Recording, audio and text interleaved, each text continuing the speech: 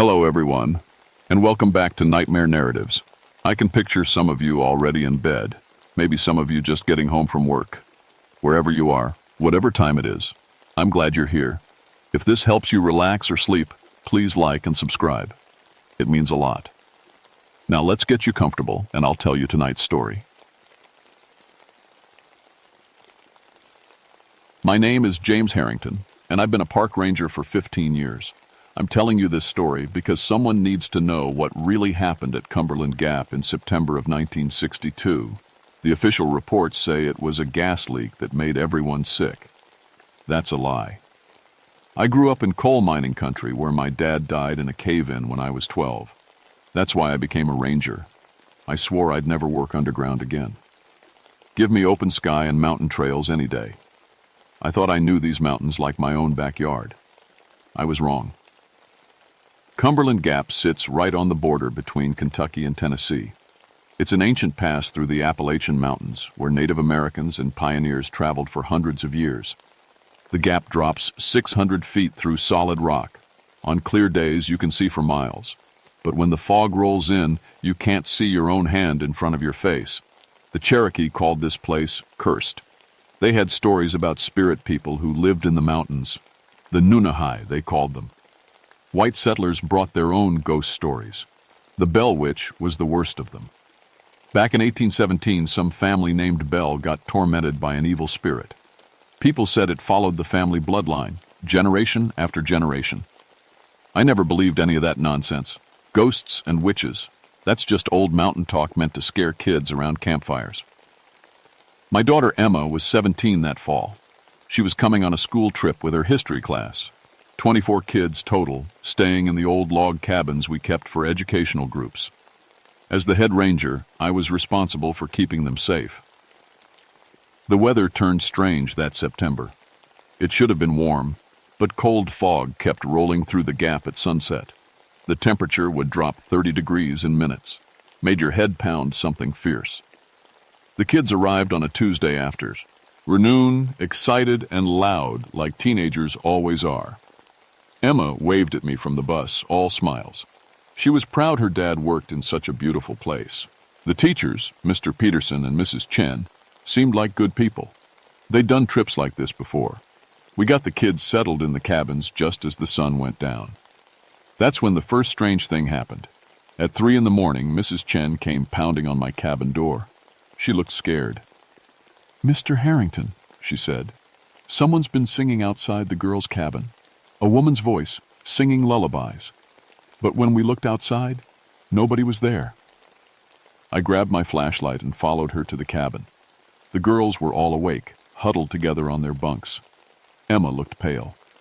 "Dad, it was so pretty," she said, "like my grandmother used to sing to me. But when we looked out the window, we couldn't see anyone." I walked around the cabin twice, shining my light into the woods. Nothing. No footprints in the soft dirt. No broken branches. No sign anyone had been there at all. "Probably just wind through the trees," I told them. "Mountain sounds can play tricks on you." But even as I said it, I felt uneasy. I'd been in these mountains my whole life. I knew what wind sounded like. This was something else. The next morning, things got worse. Mr. Peterson's radio wouldn't work right.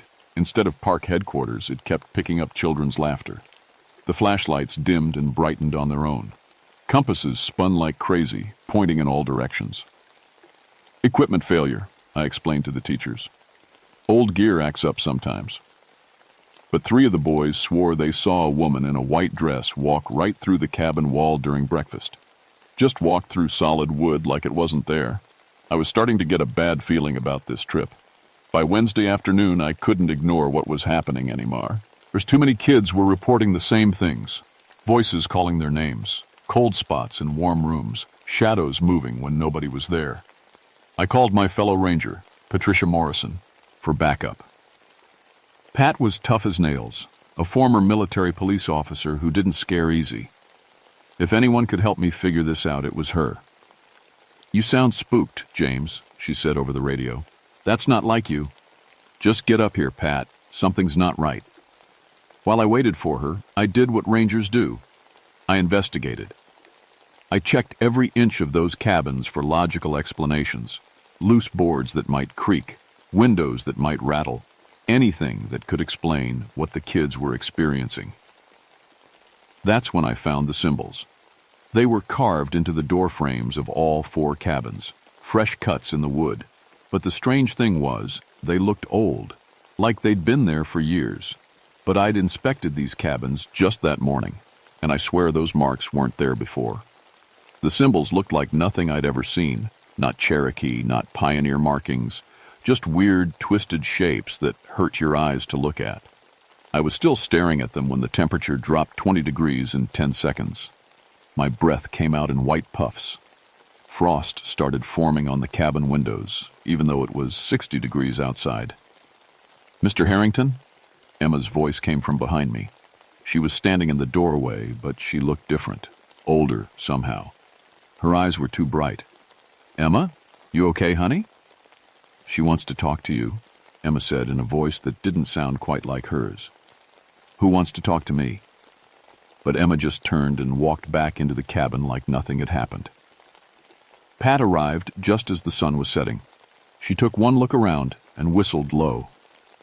"This place feels wrong, James. Like someone walking over your grave." We were talking by the fire pit when Pat suddenly went stiff.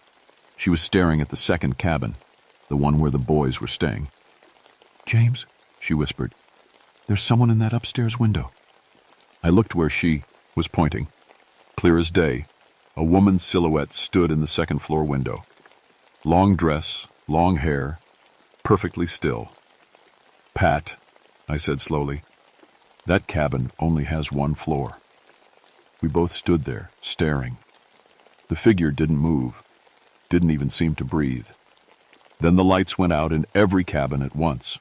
In the darkness, we heard it. A woman's voice, clear as a church bell, calling from the direction of the cabins. "Emma, Emma, child, come to me." I ran toward the sound, Pat right behind me. But when we got to the cabins, all the kids were accounted for.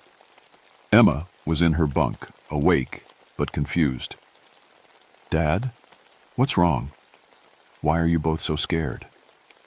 That night, I didn't sleep. I sat on my porch with my rifle across my knees, watching the cabins. The fog rolled in thick around midnight, so thick I could barely see 10 feet. That's when the real nightmare began. The fog started moving wrong, swirling in patterns that defied the wind. And in those swirls I saw shapes. People walking through the mist. Men in old-fashioned clothes. Women in long dresses. Children holding hands. They were all heading toward the cabins. I radioed headquarters, but all I got was static filled with whispers in a language I didn't recognize. Old words. Ancient words. Around 3 a.m. I heard screaming from the boys' cabin. I ran through the fog, nearly tripping over roots and rocks I couldn't see. Inside the cabin, I found 2 boys at the bottom of the stairs, Kevin Thompson and Mike Rodriguez. Kevin's arm was bent at a wrong angle. Mike had a gash on his forehead. "Something pushed us," Kevin gasped. "Invisible hands, right in the chest. We went flying backward down the stairs." The other boys were huddled in the corner, eyes wide with terror. "It's still here," whispered Tommy Martinez. "In the bathroom. Listen." From behind the bathroom door came the sound of someone, or something, moving around. But when I opened the door, nobody was there. The small room was freezing cold, though. So cold that ice was forming on the mirror. I got on my radio. "Pat, we need to evacuate these kids. Now." But Pat didn't answer. Her radio was dead. I found her 20 minutes later at the bottom of Cumberland Gap, a 600-foot fall onto the rocks below.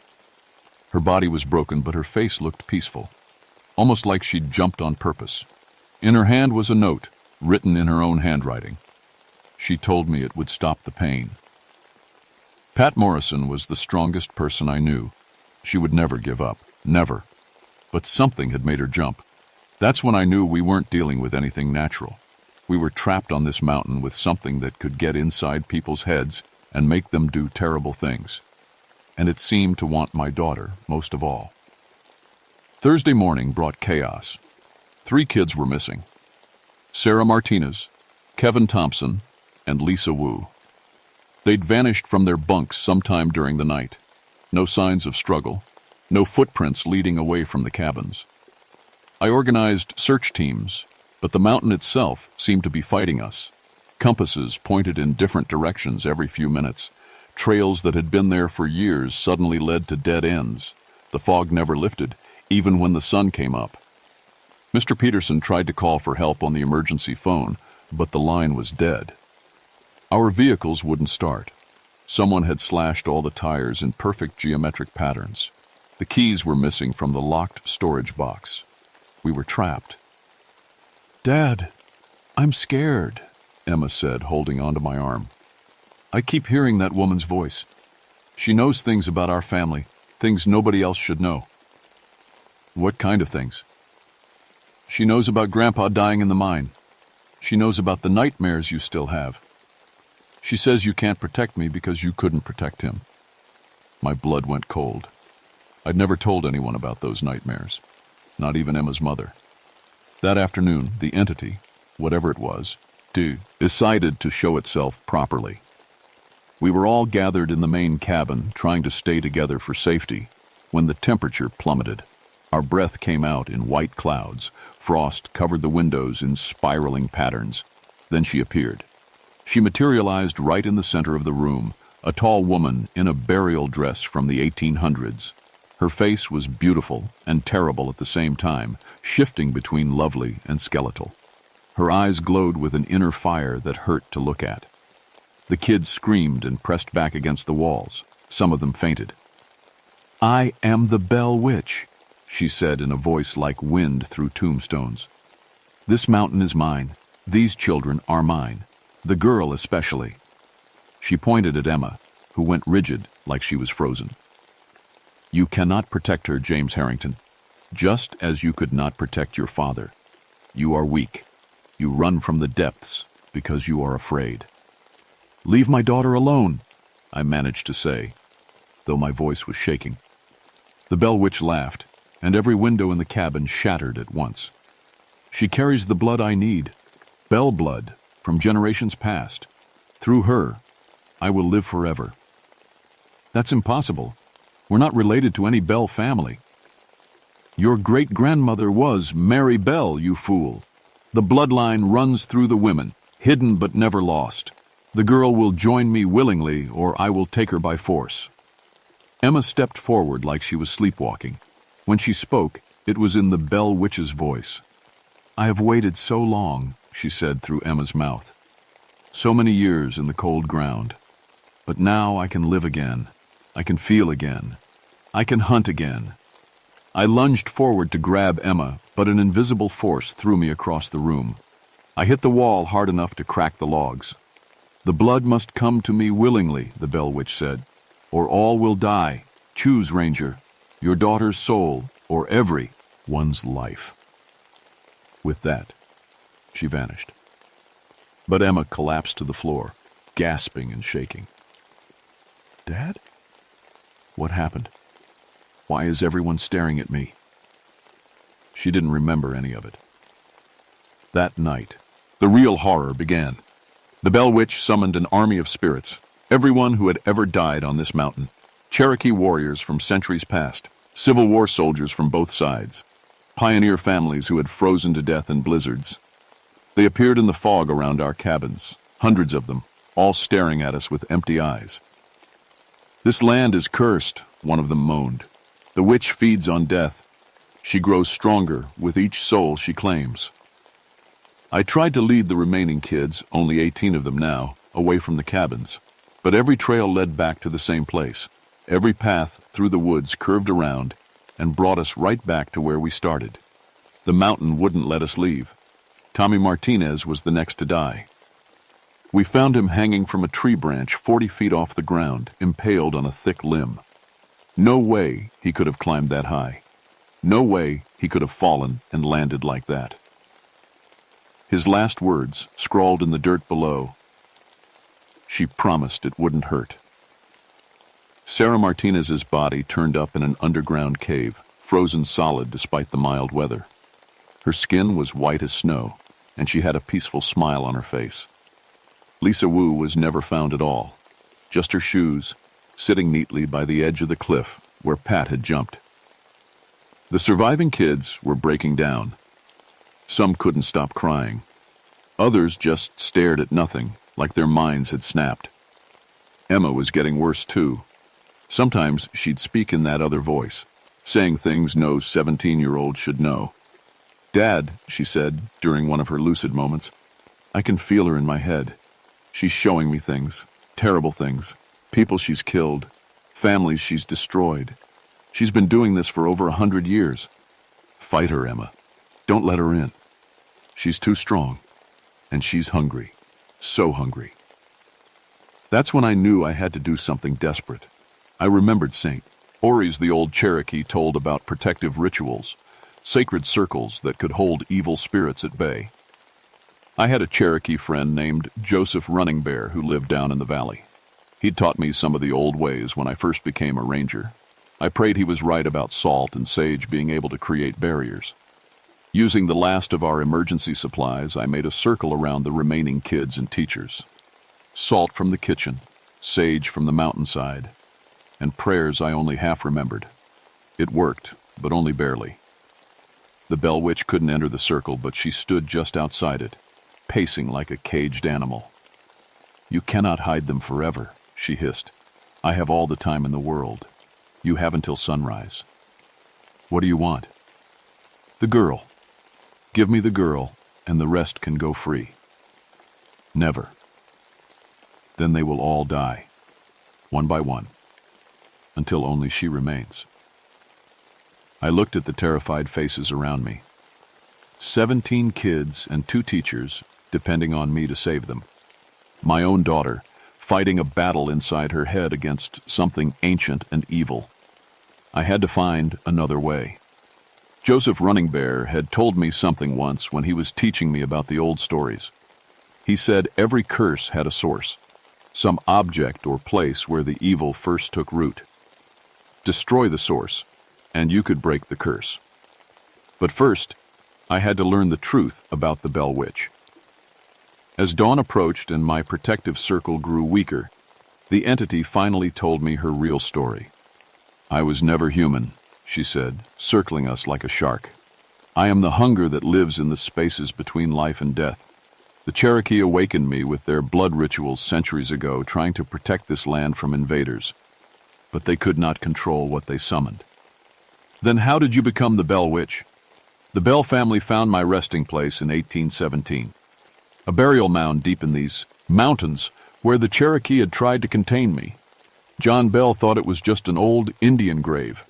He dug it up, looking for artifacts to sell. The fog around us grew thicker, and I could see shapes moving in it, all the people she had killed over the years.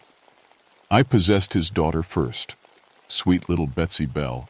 Through her, I learned to feed on human fear and pain, but the family fought back.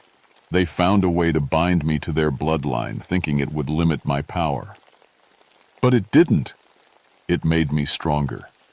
Every generation, I could claim one of their descendants. Their blood calls to me across the years. I followed the family west, picking them off one by one. Most of the Bell line is dead now." Emma jerked like someone had slapped her. When she looked up, her eyes were glowing. "But not all," she said in the Bell Witch's voice. "Mary Bell escaped to these mountains in 1847. She married a man named Morrison and changed her name. Her great-granddaughter married a Harrington." My blood turned to ice. Morrison. That was Pat's last name, too. Patricia Morrison was my blood as well, the Bell Witch continued through Emma. That's why she could see me so clearly. That's why she jumped when I commanded it. The blood always obeys. Emma stood up, moving like a puppet on strings. The other kids pressed back against the edge of my protective circle. "I grow tired of this game," the Bell Witch said.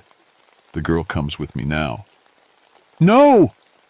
I grabbed Emma's arm, but she was stronger than any 17-year-old girl should be. She threw me aside like I weighed nothing. "Goodbye, Father," she said, and started walking toward the cliff. The other kids followed her, their eyes empty and staring. The Bell Witch was taking all of them. I had one chance left. Joseph Running Bear had told me about the burial mound, how the Cherokee had tried to contain the evil spirit there. If I could find it, maybe I could finish what they started. I ran through the fog, following an old deer trail that led up to the highest point of Cumberland Gap.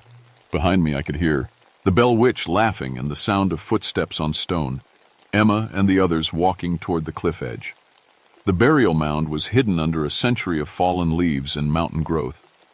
But I could feel it, a wrongness in the earth, like a wound that had never healed. I started digging with my bare hands, throwing aside dirt and rocks and roots. My fingers were bleeding, but I didn't stop. I could hear the Bell Witch calling from below. "Too late, Ranger. They're mine now. All of them." Then my hand touched something hard and cold. A stone box buried 6 feet down. Inside was a book, an old Bible, but not like any I'd ever seen. The pages were made of human skin. The words were written in blood. This was the source. The original Bell family Bible, the one John Bell had been carrying when he first disturbed the burial mound. The Cherokee had buried it here, trying to contain the evil it had absorbed. I could hear footsteps behind me. Emma was climbing up the trail, her eyes still glowing. The other kids following like zombies. "Give me the book, Father," she said in that terrible voice. "It belongs to me." "Like hell it does." I pulled out my lighter and flicked it on. The flame danced in the mountain wind. "You destroy that, and the girl dies with me," the Bell Witch warned. "Maybe, but the others will live." "Dad, no!" For just a moment, Emma's real voice broke through. "Don't sacrifice yourself for us." "I love you, honey. Remember that." I touched the flame to the ancient pages. The book caught fire like it was soaked in gasoline. Black smoke poured out, and the Bell Witch's scream shattered every piece of glass for miles around. The ground shook like an earthquake. Emma and the other kids collapsed as the spirit was ripped out of them. The fog lifted all at once, and I could see the sunrise painting the mountains gold and red. The Bell Witch appeared, and last time, her beautiful face twisted with rage. "This is not over," she hissed. "The bloodline continues. I will find another way." "Not if I can help it." She faded away as the book turned to ash in my hands. But her laughter echoed across the mountains long after she was gone. The official report blamed everything on a natural gas leak from an underground pocket. The Park Service brought in experts who found trace amounts of methane that could cause hallucinations. They installed monitoring equipment all over Cumberland Gap and banned overnight camping permanently. 18 kids survived out of 24. None of them remembered the supernatural events. Their minds had blocked it all out. They thought they'd all gotten sick from bad air and had shared nightmares.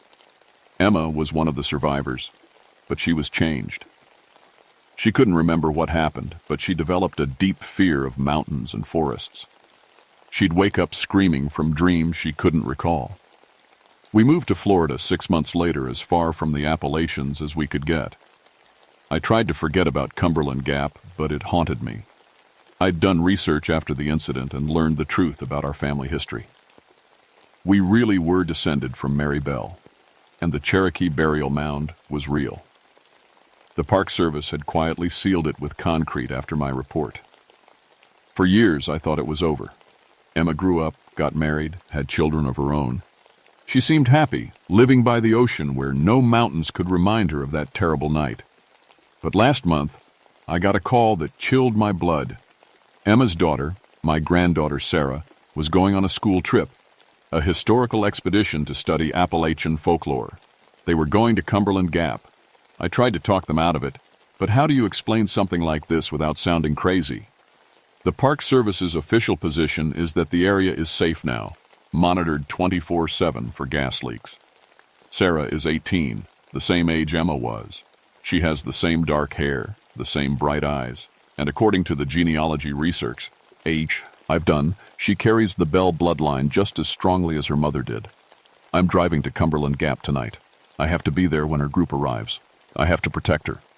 Because 3 days ago, hikers reported hearing a woman's voice singing lullabies near the old cabin sites, and last night the Park Service lost radio contact with their monitoring station at the Gap.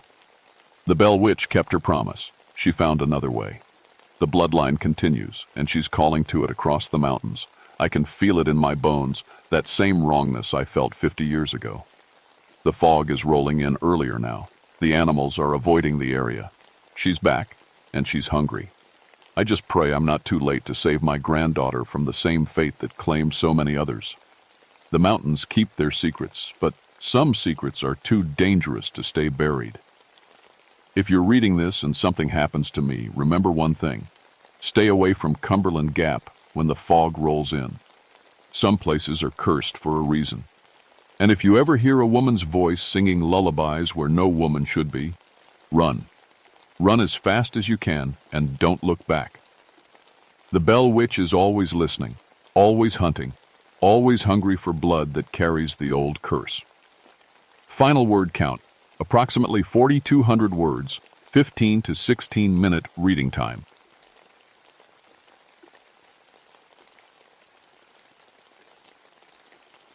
My name is Michael Ravencrest, and I've been a park ranger at Monongahela National Forest for 14 years. Before that, I flew helicopters in Vietnam. I figured after all that chaos, watching over trees and hikers would be peaceful. I was wrong. It was December 1977 when everything changed. The worst blizzard in 20 years had hit West Virginia, dumping 15 feet of snow across our 919,000 acres of wilderness. Wind howled at 60 miles per hour, and you couldn't see your hand in front of your face. Most folks were smart enough to stay home. But Dr. Jennifer Walsh and her research team weren't most folks. They'd been camping up near Spruce Knob, studying how old chemical spills from the 60s were affecting local wildlife. The Cherokee used to call this area home, and they had stories about a thunderbird that protected the mountains. I never put much stock in old legends. The team's last radio contact came in around midnight on December 15th. Walsh's voice crackled through the static. "Base camp, we've got a situation. There's something out here. Some kind of impossible bird. Wings must be 15 feet across. It's circling our camp and..." Then nothing. Dead air. I tried raising them for 2 hours. Protocol said to wait until morning, but something in Walsh's voice stuck with me. She was a tough scientist, not the type to panic over a big owl. When dawn broke gray and bitter, I assembled my best team, 6 experienced rangers who knew these mountains like their own backyards.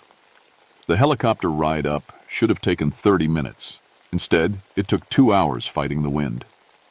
That's when pilot Jerry Martinez spotted something that made his face go white. "Ravencrest, you seeing this?" He pointed through the windscreen. Below us, a massive shadow moved against the wind. Not with it, against it. The thing was huge, bigger than any bird I'd ever seen. Its seamen had to notice our helicopter and change direction, flying straight toward us at impossible speed. "Get us out of here," I told Jerry. He didn't need to be asked twice. We found the research camp 2 hours later, or what was left of it. 3 reinforced winter tents were shredded from above, torn like tissue paper. Equipment was scattered everywhere, some of it hanging from tree branches 40 feet up. The team's truck sat untouched, keys still in the ignition. But no bodies, no blood, just those massive claw marks in the frozen ground, each one 8 inches long and spaced like something with a 15-foot wingspan had landed hard. "What kind of animal could do this?" asked Ranger David Kim, crouching next to the deepest gouges. I'd seen plenty of animal attacks in my time. Bears, mountain lions, even aggressive eagles. This was different. These claw marks were too precise, too deliberate. Whatever made them had intelligence. That's when we heard the screech. It came from somewhere above the tree line, echoing off the mountain walls. Not quite bird, not quite human, but something in between. The sound made my teeth ache and sent ice through my veins. "We need to find those people," I said, checking my rifle. "Whatever's out here, we're going to find them first." We spent the first day following scattered equipment trails. Maria Santos, our best tracker, found pieces of the team's gear spread over 2 miles. always in the trees, always too high for any normal predator to reach. The forest felt wrong.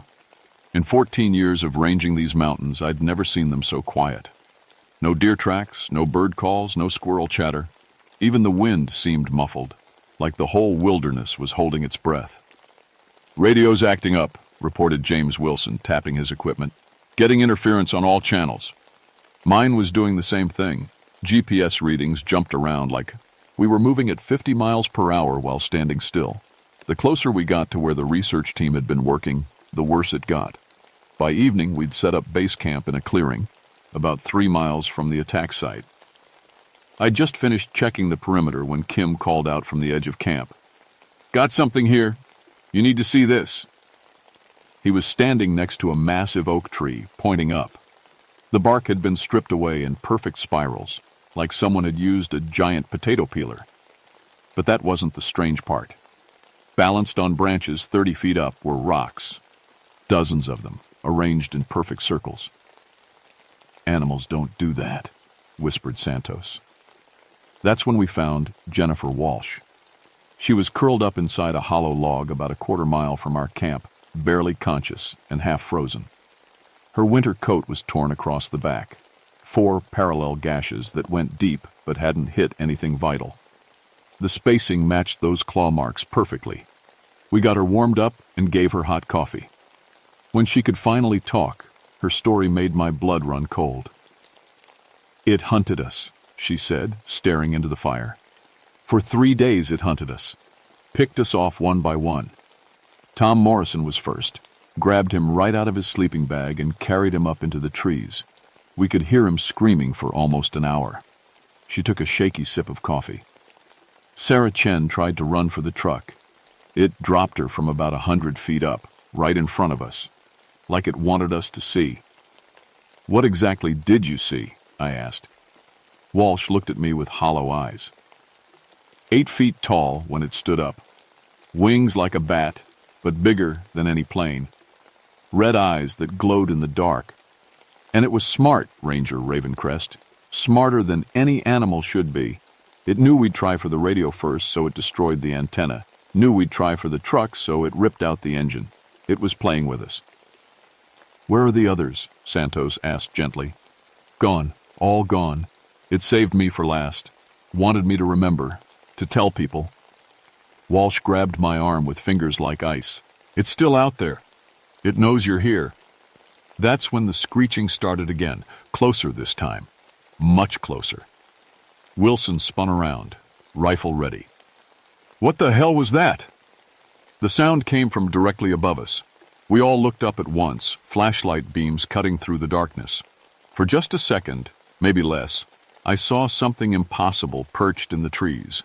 Red eyes like burning coals, wings spread wide enough to block out the stars. Then it was gone. "Did everyone see that?" Kim whispered. We all nodded. There was no denying it now. Whatever had taken Walsh's team was real, and it was watching us. I made the call to pack up and move deeper into the forest. The thing seemed to know our location, but maybe we could find better defensive ground. As we broke camp, I noticed our equipment wasn't just malfunctioning anymore. It was being sabotaged. Someone had cut precise slices in our radio antenna cable. The GPS unit's screen was cracked in a perfect spiral pattern. Even our spare batteries were drained, though they'd been full that morning. "It's learning about our gear," I told the team. "Stay together. Nobody goes anywhere alone." We hiked for 2 hours in the snow, following an old mining trail toward higher ground. Behind us, that horrible screeching followed at a distance, never quite close enough to see clearly, never far enough away to forget. The abandoned mine shaft wasn't much to look at, but it offered shelter from the wind and only one way in or out. I figured we could defend it if we had to. I was wrong about that too. We'd been there maybe 4 hours when David Kim volunteered for first watch. I should have said no, should have kept us all together. But Kim was tough and experienced, and I figured 2 hours outside wouldn't hurt. I woke up to Maria Santos shaking me hard. "Kim's gone." We found him at dawn, 200 feet up the cliff face above all, near mine entrance. His body was wedged into a crack in the rock, positioned like he'd been carefully placed there. The claw wounds through his chest were precise. Whoever did this knew exactly where to strike for a quick kill. But the worst part was his face. Kim's eyes were wide open, staring down at our mine entrance like he was still on watch duty. "It's sending us a message," Walsh said quietly. She'd been awake all night, staring at the mine entrance. "It wants us to know we can't hide." She was right. Over the next day, more signs appeared. Trees around our shelter were stripped of bark in perfect geometric patterns. Rocks were stacked in impossible towers that shouldn't have been able to stand up. And always that screeching sound coming from different directions. Wilson cracked first. On the second night, he started talking to himself, muttering about red eyes and flying shadows. When Santos tried to calm him down, he grabbed his rifle and headed for the mine entrance. "I'm going to kill that thing," he said. "End this nightmare." I tackled him before he could get outside, but the damage was done. Whatever was out there had heard the commotion. The screeching got louder, more excited, like it was pleased we were falling apart. That's when Santos saw the second one. "There," she whispered, pointing through a crack in the mine wall. "On the ridge." Another pair of red eyes glowed in the darkness, bigger than the first. This one stood on the cliff top, wings spread wide, calling to its partner with that bone-chilling screech. "Two of them," I said. "Maybe more." Walsh nodded grimly. "They work together. One distracts while the other attacks. That's how they got my team." As if summoned by her words, both creatures took flight. Even in the darkness, their massive forms blocked out stars as they circled our position. The sound of their wings was like helicopter blades, but wrong somehow. Too slow, too powerful. Wilson broke free from my grip and ran for the entrance. "I can't take it anymore." He made it maybe 20 feet before something huge slammed into him from above. In the split second of our flashlight beams, I saw it clearly for the first time. 8 feet tall, covered in dark feathers that seemed to absorb light, wings that stretched at least 15 feet, and those eyes, red as fresh blood, burning with an intelligence that was definitely not animal. The thing that had grabbed Wilson looked directly at me. For just a moment, our eyes met. I felt something probing at my mind, cold and alien and impossibly old. Then it took off with Wilson in its claws, carrying him up into the darkness. We could hear him screaming for almost 10 minutes. "Why is it doing this?" Santos asked, tears freezing on her cheeks. Walsh had an answer, but I didn't want to hear it. "We're in its territory. My team was studying the old chemical contamination up here, stuff from the TNT plant in the 60s. I think that's what created these things. Mutations mixed with something older, something the Cherokee knew about." The pieces were starting to fit together. The local tribes had always said this area was protected by spirits. Maybe they weren't spirits. Maybe they were guardians, creatures that had adapted to protect the mountains from human interference. But understanding them didn't make them any less deadly. Both creatures landed on the cliff above our mine entrance. Their calls echoed through the tunnels, a sound like breaking glass mixed with human screams. They were communicating, planning something. "We can't stay here," I said. "They know exactly where we are." Santos checked her rifle. "Where can we go? They control the whole mountain." I looked deeper into the mine shaft. The old tunnels stretched for miles underground, built by miners who'd worked these mountains for generations. Maybe we could find another way out. Maybe we could reach help. Or maybe we'd just die in the dark instead of under the stars. "Pack ever. A thing," I told them. "We're going deeper." The mine tunnels were a maze of connecting passages that went deeper into the mountain than I'd ever imagined. Our flashlights showed ancient tool, marks on the walls, and rusty mining equipment scattered throughout. Some of these shafts hadn't seen humans in 50 years, but we weren't alone down here. The creatures had followed us underground. I could hear their wings scraping against stone walls, see their red eyes glowing in side passages. Somehow, despite their size, they moved through the tunnels like they'd been born here. "This doesn't make sense," Walsh whispered as we pressed deeper into the mountain. "How can something that big fly through spaces this narrow?" I was wondering the same thing when Santos grabbed my arm. "Listen." From somewhere ahead came a sound I'd never heard before, a low humming that seemed to vibrate through the rock itself. It wasn't quite music, but it had rhythm and pattern, like a song sung in a language no human throat could produce. We followed the sound through a maze of connecting tunnels until we reached a massive underground chamber. Our flashlights couldn't reach the ceiling, but they lit up something that made us all freeze in terror.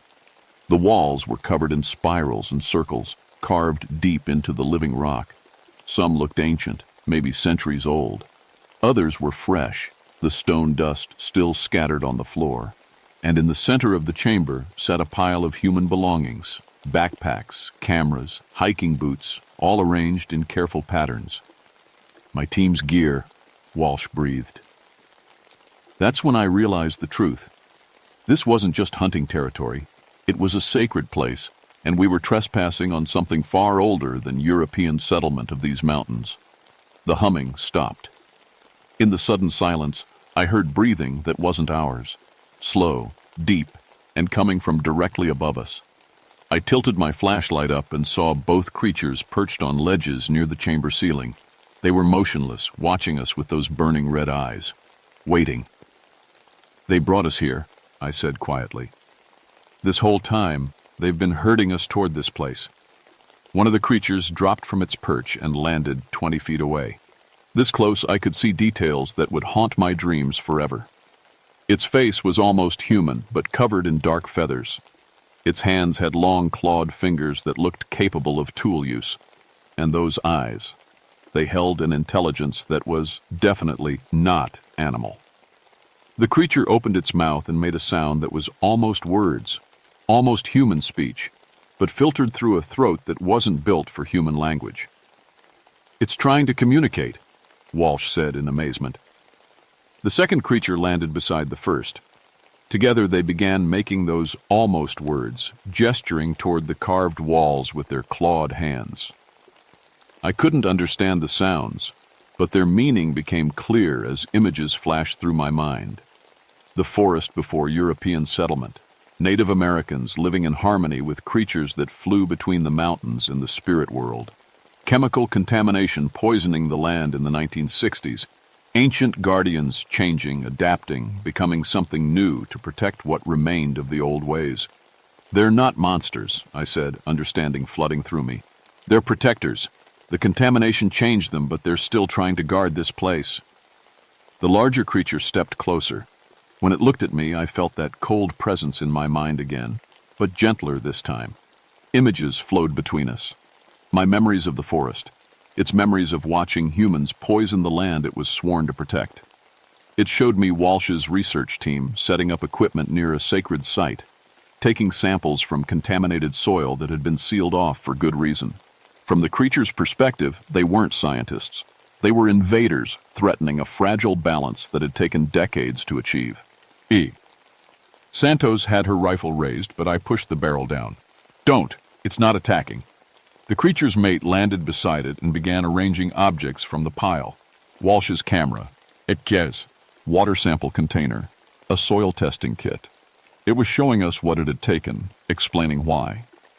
But our peaceful moment didn't last. A third screech echoed through the chamber, different from the others, younger, more aggressive. A juvenile creature dropped from the darkness above, landing between us and its parents with wings spread wide and talons extended. This one wasn't interested in communication. It saw us as threats to be eliminated. The young creature lunged toward Santos. I shoved her aside and raised my rifle, but the adult creatures moved faster. The larger one tackled its offspring, sending both of them crashing into the chamber wall. They rolled across the floor in a tangle of wings and claws, screeching at each other in their almost language. "It's protecting us," Walsh said in amazement. "From its own young." The family argument didn't last long. The adults were bigger and clearly in charge. After a few minutes of violent screeching, the juvenile backed down, folding its wings and moving to the far side of the chamber. But the damage was done. In the struggle, Santos had been caught by one of the juvenile's claws. Blood ran down her arm from 4 parallel gashes that matched the ones on Walsh's back. The adult creatures looked at the blood, then at each other. They made soft clicking sounds that might have been their version of apologies. Then the larger one did something that changed everything. It approached Santos slowly, its clawed hands extended. When she didn't back away, it gently touched the wounds on her arm. Where its fingers made contact, the bleeding stopped. "Healing," Santos whispered. "It's healing me." The creature stepped back and gestured toward the chamber entrance. The message was clear. It was time for us to leave their sacred place, but it would let us go. The creatures escorted us through the mine tunnels to an exit we never would have found on our own. It opened into a ravine about 5 miles from where we'd entered, well outside their protected territory. Dawn was breaking over the mountains when we finally reached the Forest Service road. A military convoy was waiting for us. Black vehicles with government plates and men in uniforms I didn't recognize. "Rangers," said a colonel with cold eyes and no name tag. "You've been through a traumatic experience. Severe weather, equipment failure, tragic accidents. That's what happened here." I started to protest, but he held up a hand. "Dr. Walsh's research has been classified for national security reasons. The area where her team was working is now off limits to civilian access, environmental hazard zone. They took our statements, confiscated our cameras, and made us sign papers that basically said we'd keep our mouths shut or face federal charges. Within a week, the whole section of forest was fenced off with military-grade barriers. The official story was equipment failure during severe weather conditions. Kim, Wilson, and Walsh's 3 team members had died from exposure after becoming separated during the blizzard. The media bought it. Most people bought it. But the locals knew better. Old-timers in the mountain communities started talking about the return of the Thunderbirds, Cherokee spirits that protected the high country from those who would harm it. They said the creatures only appeared during the worst storms, warning people to stay away from places they shouldn't go. I stayed on as a ranger for 5 more years, but I never went back to that part of the forest. Sometimes during winter storms, I'd get reports of unusual bird activity near the restricted zone. Pilots flying over the area reported massive shadows moving against the wind. Hunters claimed to hear strange screeching sounds that didn't match any known wildlife. The government installed monitoring equipment throughout the contaminated area, officially to track environmental cleanup progress. Unofficially, I think they were keeping watch for other unusual developments. Whatever had created those creatures might have affected other species too. Dr. Walsh recovered from her ordeal, though she never talked publicly about what happened. She left field research and took a teaching position at a small college in Virginia. Sometimes she'd call me, usually late at night after she'd been drinking. "Do you think we did the right thing?" she'd ask, keeping quiet about them. I always gave her the same answer. "They let us live, Doc. That means something." The truth is, I came to respect what those creatures were doing. They weren't monsters. They were the last guardians of a poisoned wilderness, trying to prevent further damage to land that had already suffered too much from human interference. These days I work for the Environmental Protection Agency, helping expand contamination cleanup efforts in sensitive wilderness areas. It's my way of honoring the agreement we made in that underground chamber. If we take better care of the wild places, maybe we won't need supernatural guardians to protect them from us.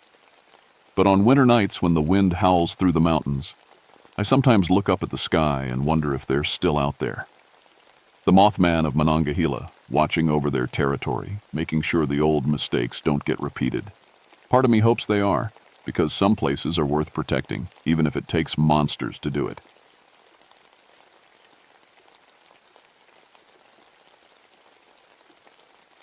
My name is Robert Thornfield, and I've been a park ranger for 16 years. I know these Arkansas woods like my own backyard. The Ouachita National Forest is my beat, all 1.8 million acres of it. I've tracked bears, caught poachers, and rescued lost hikers more times than I can count. But what happened in August of 1984 changed everything I thought I knew about these woods. I grew up hearing the stories. Every kid in Arkansas knows about the Fook monster. Back in the 70s, folks claimed they saw a giant hairy man walking through the swamps. My grandfather used to tell me about the old Choctaw legends.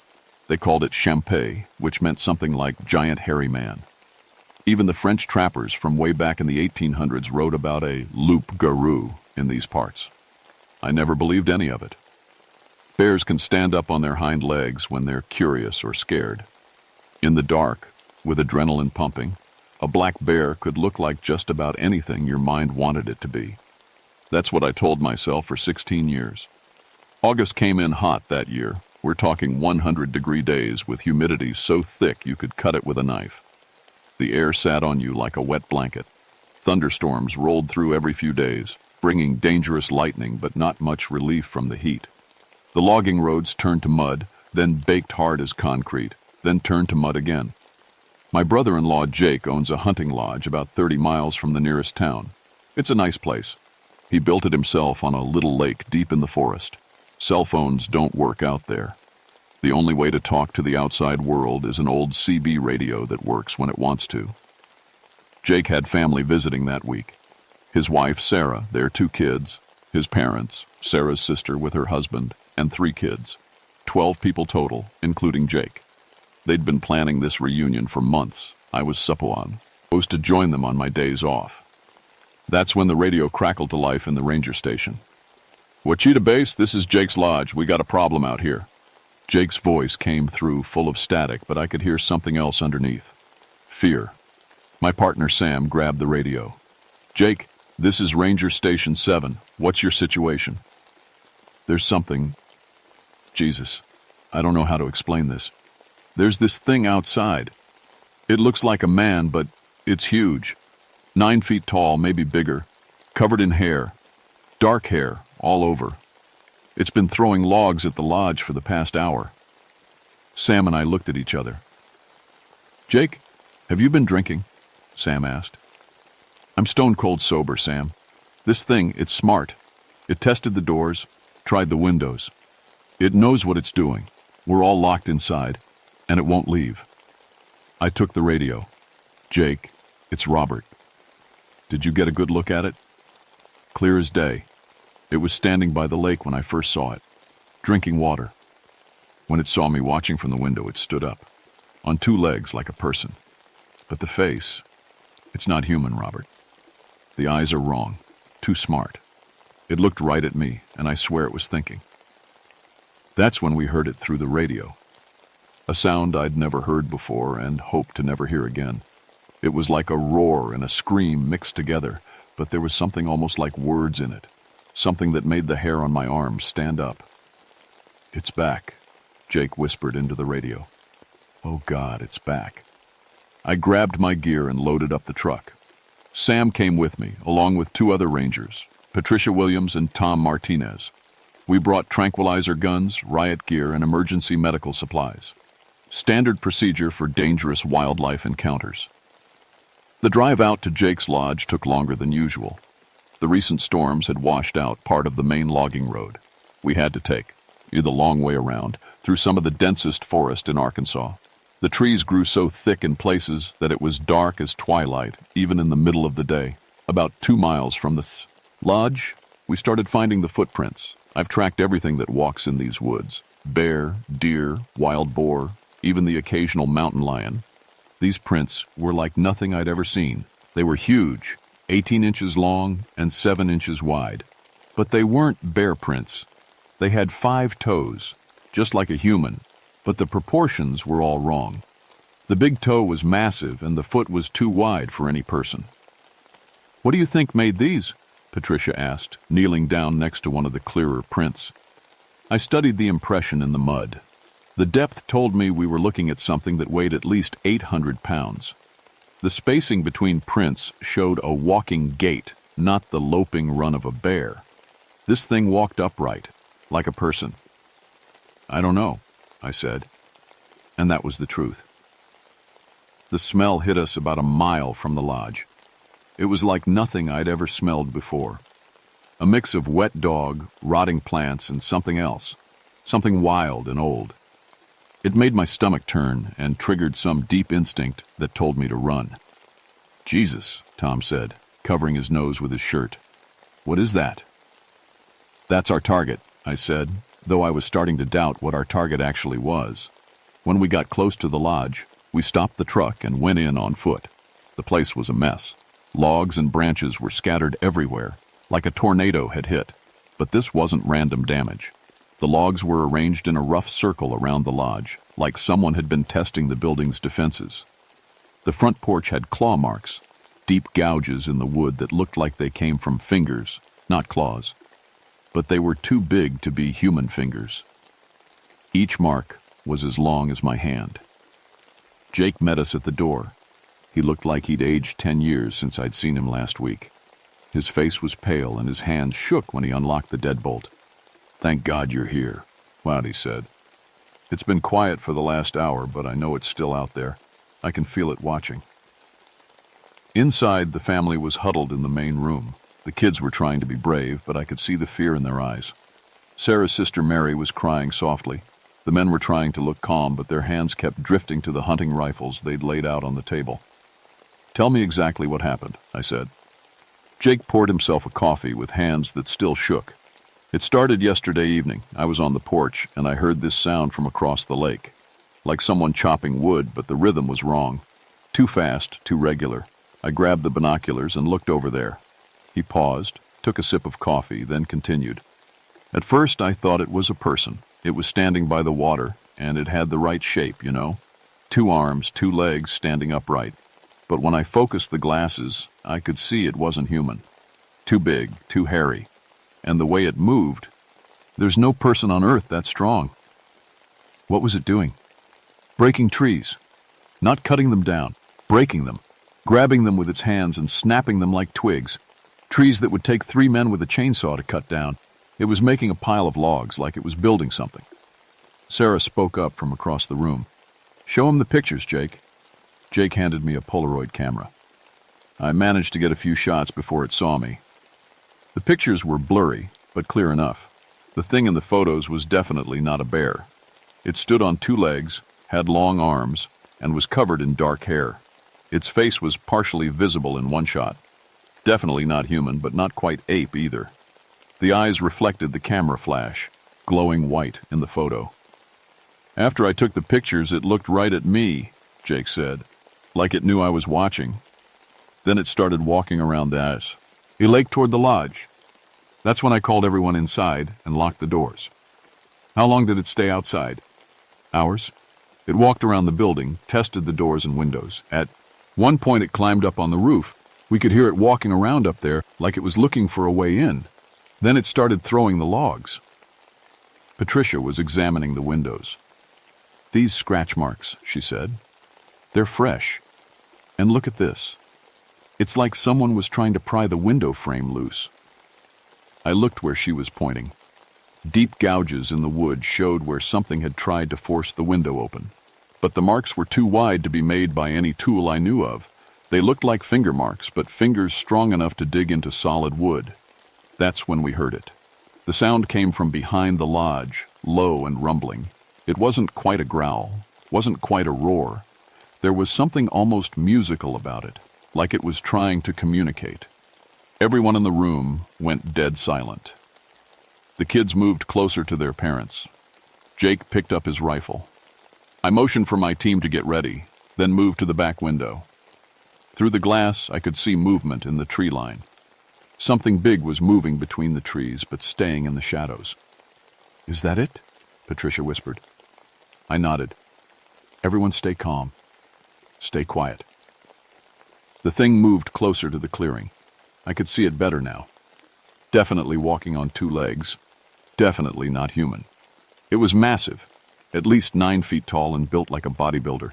Its whole body was covered in dark brown hair, almost black. The face was the worst part. It looked almost human, but the proportions were wrong. The jaw was too big, the forehead too low, and the eyes were intelligent. It wasn't just an animal. It was thinking. It stopped at the edge of the clearing and looked directly at the window where I was standing. For a long moment we stared at each other. Then it did something that chilled me to the bone. It waved. Not like a friendly greeting, more like it was acknowledging that it knew I was there, that it knew I was watching, like it was saying hello before the real show started. Then it picked up a log that had to weigh 300 pounds and threw it at the lodge like it was a baseball. The log hit the side of the building with a crash that shook the whole lodge. Kids started crying. Jake pumped his rifle and headed for the door. "Nobody goes outside," I said, grabbing his arm. "We don't know what we're dealing with yet." "It's trying to break down my home with my family inside," Jake said. "I'm not going to sit here and let it happen." "And I'm not going to let you get yourself killed," I said. "Give me a minute to think." Another log hit the building, this one closer to the window. The glass cracked but didn't break. Whatever was out there, it had good aim. I got on the radio. "Wichita Base, this is Thornfield. We have a situation at Jake's Lodge. I need backup and I need the sheriff's department." Static came back, then more static. The radio was dead. "Damn thing never works when you need it," Sam said, fiddling with the controls. "It worked fine on the way out here," Patricia said. "Something's jamming the signal." That's when I noticed my compass. The needle was spinning slowly, like it couldn't find magnetic north. I showed it to Tom. "That's weird," he said. "Let me check mine." His compass was doing the same thing. All our equipment was acting up. The radios, the compasses. Even my watch had stopped. "This isn't natural," Patricia said. "Whatever's out there, it's putting out some kind of electromagnetic field." Another log hit the building, then another. But these weren't random throws. The thing was methodically testing the structure, hitting the same spots over and over. It was looking for weak points. "It's trying to bring the building down," Tom said. I had to make a decision. Tom, you stay here with the family. Patricia, you're with me. We're going outside." "Robert, that's suicide," Sarah said. "Maybe, but if we don't do something, that thing's going to get in here eventually. At least outside we can move around." Patricia and I checked our tranquilizer guns and headed for the back door. The plan was simple. Circle around behind the creature and try to get a clean shot with the tranks. If that didn't work, we had regular rifles as backup. The smell outside was even stronger. It was like walking into a wall of stench. I had to breathe through my mouth to keep from gagging. We moved carefully around the side of the building. The creature had stopped throwing logs and gone quiet. That worried me more than the noise had. I found more footprints in the soft earth near the lake. These were fresh, still filling with water from the muddy ground. I knelt down to examine them. That's when Patricia grabbed my shoulder and pointed. Across the lake, maybe 200 yards away, something was watching us. It stood perfectly still among the trees on the far shore. At that distance, it looked like a person, but I knew better. It was too tall, too broad across the shoulders. "How did it get over there so fast?" Patricia whispered. Good question. We'd been watching the area around the lodge. There was no way something that big could have moved that far without us seeing it. "Maybe there's more than one," I said. That thought sent a chill down my spine. One of these things was bad enough. If there were more... A branch snapped behind us. We spun around, tranquilizer guns ready. Nothing there. Just trees and shadows. Another branch snapped, this time to our right, then to our left. We were being surrounded. "Back to the lodge," I said. "Now." We ran for the building, but before we could reach the door, something stepped out of the trees in front of us. It was close enough that I could see every detail. 9 feet tall, just like Jake had said. Covered in coarse, dark hair that was almost black. The body was massively muscled, like a weightlifter's, but the proportions were wrong. The arms hung down past its knees. The hands were huge, with fingers like sausages. The face was the worst part. It looked like someone had tried to make a human face but had gotten the measurements wrong. The jaw stuck out, the forehead sloped back, and the nose was flat and wide. But the eyes were human, intelligent, aware. It looked at me for a long moment, then made a sound. Not a roar or a growl, but something almost like speech, like it was trying to say something in a language I didn't understand. Patricia raised her tranquilizer gun. The creature's head snapped toward her, and its expression changed. The almost curious look turned to anger. It bared its teeth. Huge yellow teeth that belonged in a bear's mouth, not a human face. It took a step toward us. That's when Patricia fired. The tranquilizer dart hit the creature in the chest. It looked down at the dart, then back at us. For a second I thought it would work. The creature swayed slightly and I hoped it would go down. Instead, it reached up and plucked the dart out like it was a splinter. It examined the dart for a moment, then crushed it between its fingers. Then it roared. The sound was so loud it hurt my ears. It was rage and challenge and warning all mixed together. And underneath it all, there was something that sounded almost like words.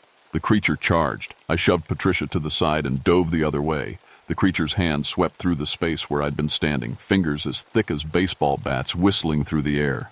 I rolled, came up running, and sprinted for the lodge. Behind me, I could hear the thing chasing us, its footsteps shaking the ground. We made it to the door and burst inside. Sam slammed it shut and threw the deadbolt. "What happened?" Jake asked. "Tranquilizers don't work," I said, gasping for air. "And I think there's more than one of them." That's when something hit. The roof. The whole building shook. Dust fell from the ceiling. Then we heard footsteps above us. Heavy, deliberate footsteps walking from one end of the roof to the other. "It's on the roof," Tom said, unnecessarily. The footsteps stopped directly over the main room where we were all gathered. Then something started scratching at the roof. Long, steady scratches, like claws or fingers digging into the shingles. "It's trying to tear through," Jake said. A piece of ceiling tile fell and landed on the table. Then another. The scratching got louder, more urgent. "Everyone get away from the center of the room," I said. We moved toward the walls, just as a shingle fell through a hole in the ceiling.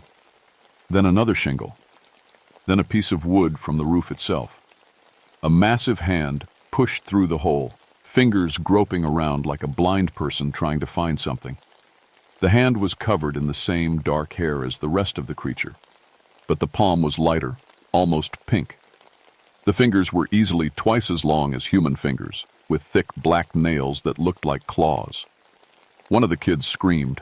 The hand jerked toward the sound, then withdrew. The hole in the roof got bigger. More pieces fell through. Then we could see an eye looking down at us through the opening. That eye was the most terrifying thing I'd ever seen. It was brown, like a human eye, but bigger. And it was intelligent. It looked at each of us in turn, studying us, learning our faces. Then it focused on the children. The creature on the roof made that almost speech sound again, but this time it sounded different, softer, like it was trying to calm them down. That's when I realized something that made my blood run cold. This thing wasn't just intelligent. It understood us. It knew we were a family. It could tell the adults from the children. And for some reason, it was more interested in the kids than in us. "Why is it looking at the children like that?" Sarah whispered. I didn't have an answer, but whatever the reason, I knew we were running out of time. The hole in the roof was getting bigger, and night was falling. Soon it would be dark outside, and something told me that darkness was when this thing was most dangerous. I had to get these people out of here before it was too late. The creature pulled its head back from the hole, but we could still hear it moving around on the roof. It was pacing back and forth, like it was thinking. "We have to get out of here," I said. "Once it gets dark, we're sitting ducks." "How?" Jake asked. "That thing's right on top of us." I looked around the room. 12 people, including kids as young as 6. The trucks were parked out front about 50 yards from the lodge. If we could make it to the vehicles, we might have a chance. "Here's the plan," I said. "Sam, Tom, you take the family to the trucks, fast as you can. Patricia and I will provide cover." "What kind of cover?" Tom asked. "You saw what happened to the tranquilizer." I picked up one of Jake's hunting rifles. "We'll figure something out." That's when the creature on the roof made a new sound. It was like a howl, but with a pattern to it. Long, short, long, long, short. It was calling something. An answer came from across the lake. Same pattern, but different voice. Then another answer from the woods behind the lodge, and another from the direction of the road. "How many of them are there?" Patricia whispered. Before I could answer, the scratching on the roof stopped. The creature had gone quiet. "Where did it go?" Jake asked. I motioned for everyone to stay quiet and listen. For a long moment, there was nothing. Then I heard something that made my heart sink. Car doors slamming. Our trucks. I ran to the front window and looked out. The creature was standing next to my truck, examining it like a mechanic would. As I watched, it reached under the hood and pulled out what looked like spark plug wires. Then it moved to Sam's truck and did the same thin. "Gee, it disabled the vehicles," I said. "How does it know how to do that?" Sam asked. "Good question. Bears don't understand internal combustion engines. This thing did." The creature finished with the trucks and looked directly at the window where I was standing. It held up the spark plug wires like a trophy, then threw them into the lake. We were trapped. That's when I heard the voices. At first I thought it was more of the creatures calling to each other, but these were human voices coming from the direction of the road. Men shouting to each other, the sound of truck engines. "Sounds like help," Tom said. I wasn't so sure. I recognized some of those voices. Local men from town, the kind who'd been drinking in bars and telling Bigfoot stories for 20 years. The kind who'd jump at the chance to hunt something exotic. "They're armed," Patricia said, pointing out the window. She was right. I could see the headlights now, at least 6 trucks coming down the logging road. Men with rifles in the back, spotlight on top of one truck sweeping the trees. The creature by our trucks heard them too. It turned toward the approaching lights and made that howling sound again. This time the answer came from very close by. Another creature stepped out of the woods. This one was smaller than the first, maybe 8 feet tall instead of 9. But it moved with the same intelligent purpose. 2 of them, Jake said. "At least 2, I corrected. The trucks from town pulled into the clearing and spread out in a rough circle. Men jumped out, rifles ready. I recognized most of them. Local hunters and troublemakers, led by a man named Carl Brewster, who'd been talking about hunting the Fook monster for as long as I'd known him. "We know you're out there," Carl shouted into the darkness.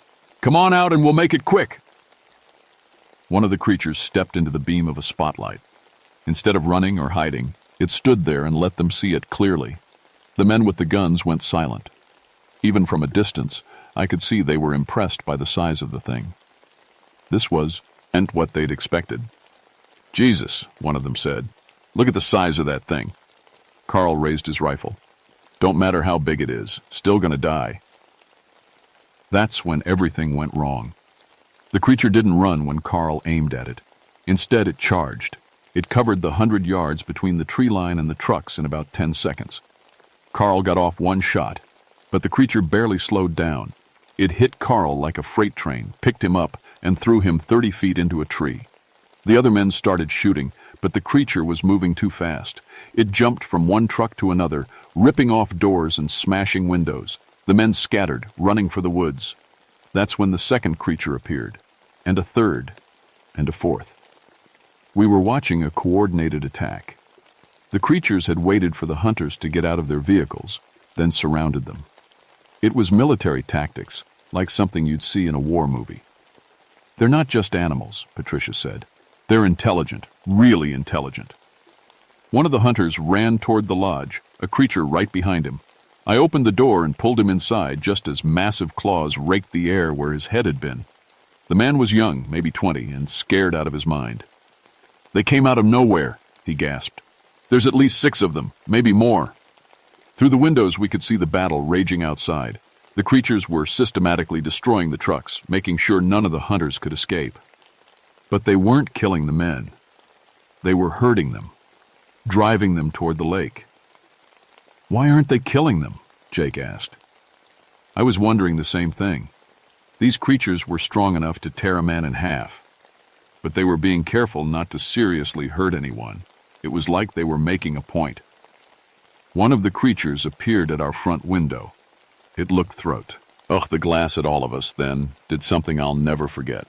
It tapped on the window. 3 short taps, 3 long taps, 3 short taps. SOS in Morse code. "It's trying to communicate," I said. The creature tapped again, then pointed at the chaos outside. Then it pointed at us and shook its head. The message was clear. We're not the enemy. They are. I made a decision that probably saved all our lives.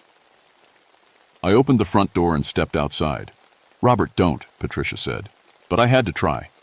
If these things were intelligent enough to use Morse code, maybe they were intelligent enough to negotiate. The creature was standing 10 feet away from me. Up close, it was even more impressive. The muscles under that dark hair looked like steel cables. The hands could probably crush my skull like an egg. But the eyes were calm. I held up my hands to show I wasn't armed. The creature nodded, actually nodded, and stepped closer. It made that almost speech sound again, but this time I caught something familiar in it. It sounded like, "No hurt." "No hurt," I repeated. The creature nodded again, then pointed at the lodge. "No hurt." It was promising not to harm us. I pointed at the hunters, who were still running around the clearing being herded by the other creatures. "No hurt them?" The creature considered this, then made a different sound. This one sounded like, "They hurt."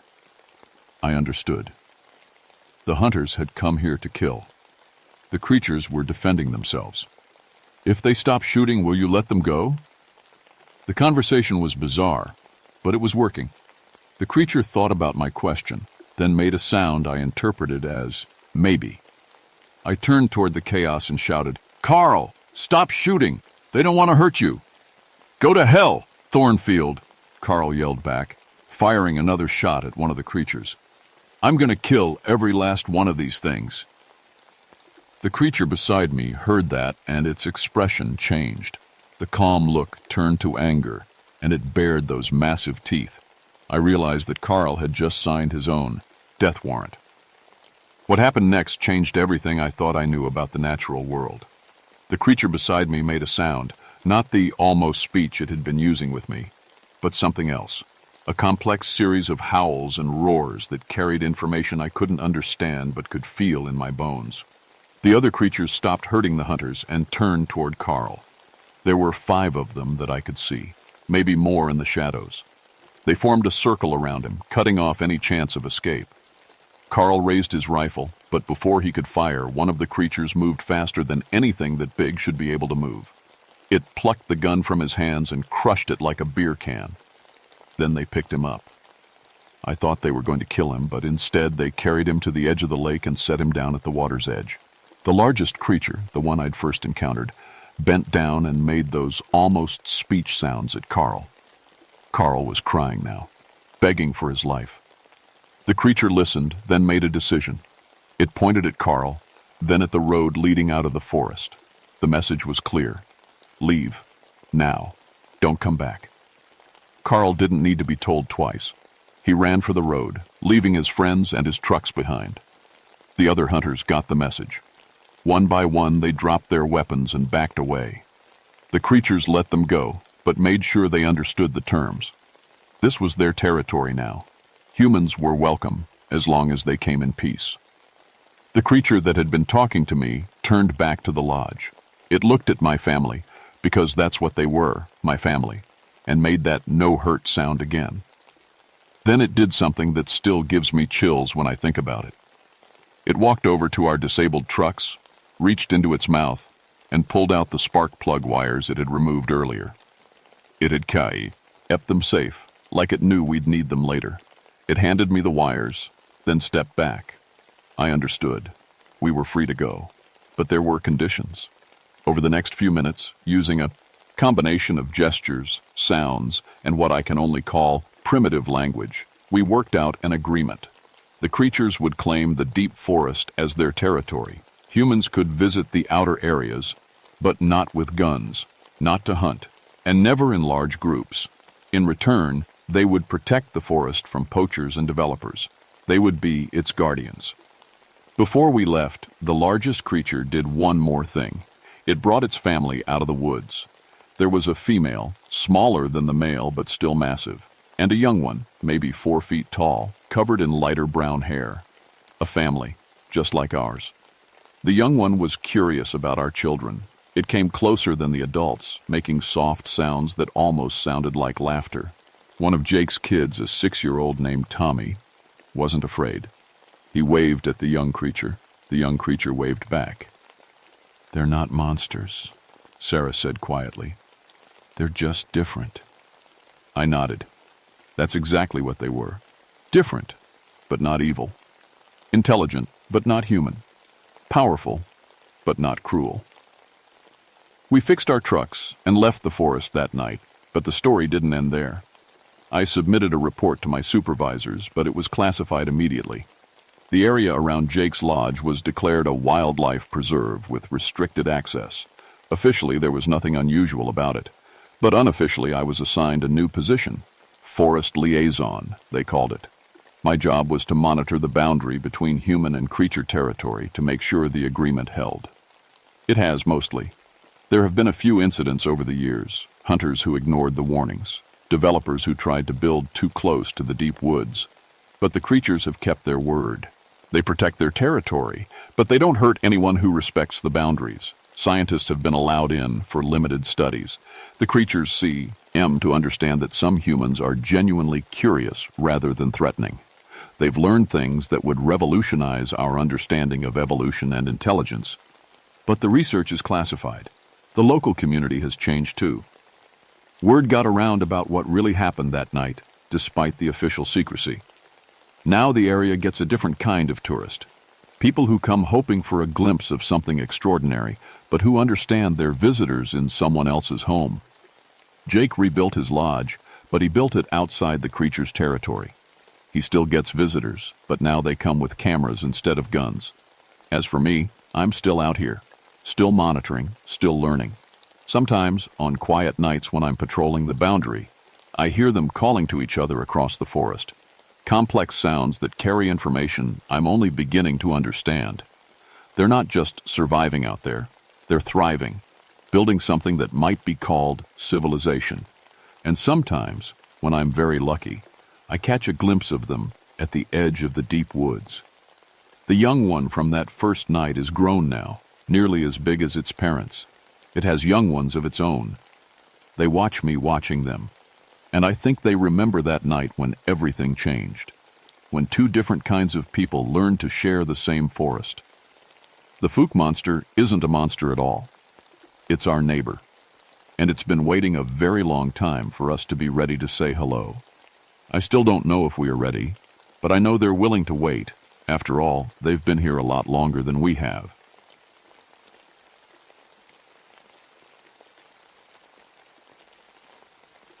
My name is Samuel Creekwater, and I've been a park ranger in the Great Smoky Mountains for 12 years.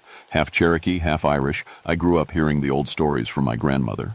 Stories about things that lived in these mountains long before the tourists came.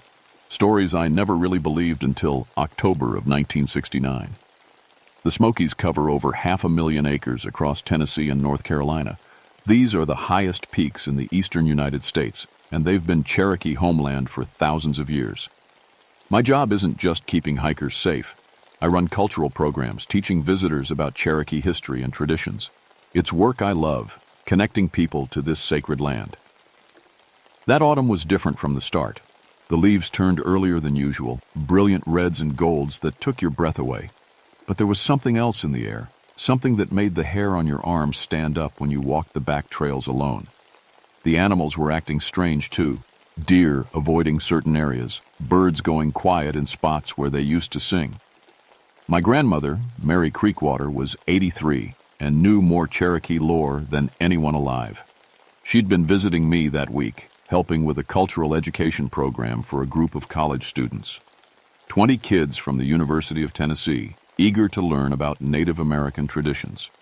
Something's not right in these mountains, she told me on the third day, stirring her coffee with a wooden spoon she'd carried for 50 years.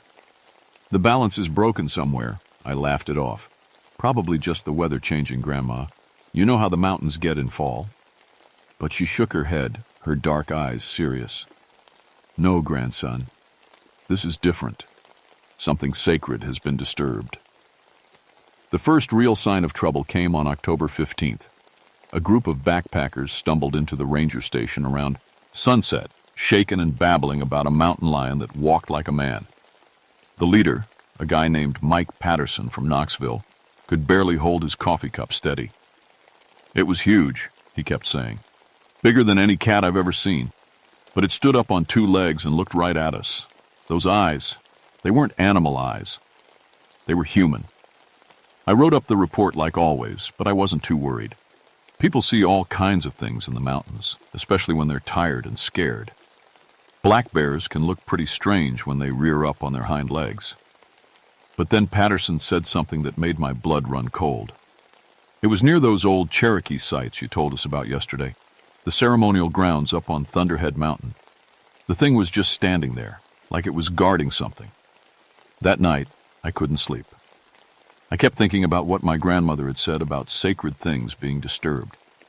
The Thunderhead area was off limits to the public, too remote and dangerous for casual hikers. But it was also one of the most sacred Cherokee sites in the entire park, where women had held special ceremonies for hundreds of years. The next morning, I hiked up to Thunderhead alone. It was a 6-hour climb through thick forest, following deer trails that most people would never find. The October air was crisp and clean, but as I got higher, something felt wrong. The normal sounds of the forest, birds, insects, small animals moving through the underbrush, gradually faded to nothing. When I reached the ceremonial grounds, I understood why. Someone had been digging. The sacred circle where Cherokee women had performed their most important rituals was torn up like a construction site. Fresh dirt was piled everywhere, and I could see holes where artifacts had been pulled from the ground. Ancient stones that had stood in perfect alignment for centuries were knocked over or missing completely. I felt sick. This was more than vandalism, it was desecration of the worst kind. Federal law protected these sites, but more than that, this place was holy to my people. Whoever had done this didn't just break the law, they'd violated something much deeper. I was taking pictures for evidence when I heard it. A low, growling sound, but not quite like any animal I knew. It seemed to come from everywhere at once, echoing off the mountain peaks. I froze, camera in hand, listening. Then I saw the tracks. They were pressed deep into the soft earth near the dig site. Paw prints bigger than my hand, but wrong somehow. The claws were too long, and there was something that looked almost like a thumb. Worse, the prints showed a walking pattern that no four-legged animal could make. Whatever had made these tracks walked upright. I followed the trail for maybe 50 yards before it disappeared onto solid rock. But near the last clear print, I found something that made me drop my camera. A piece of torn fabric caught on a thorn bush. It was old cloth, hand-woven in the Cherokee way, dyed with natural colors that had faded to deep browns and reds. The pattern was one I recognized from my grandmother's stories, a design that only Cherokee women wore during certain sacred ceremonies. But the cloth was fresh, recently torn.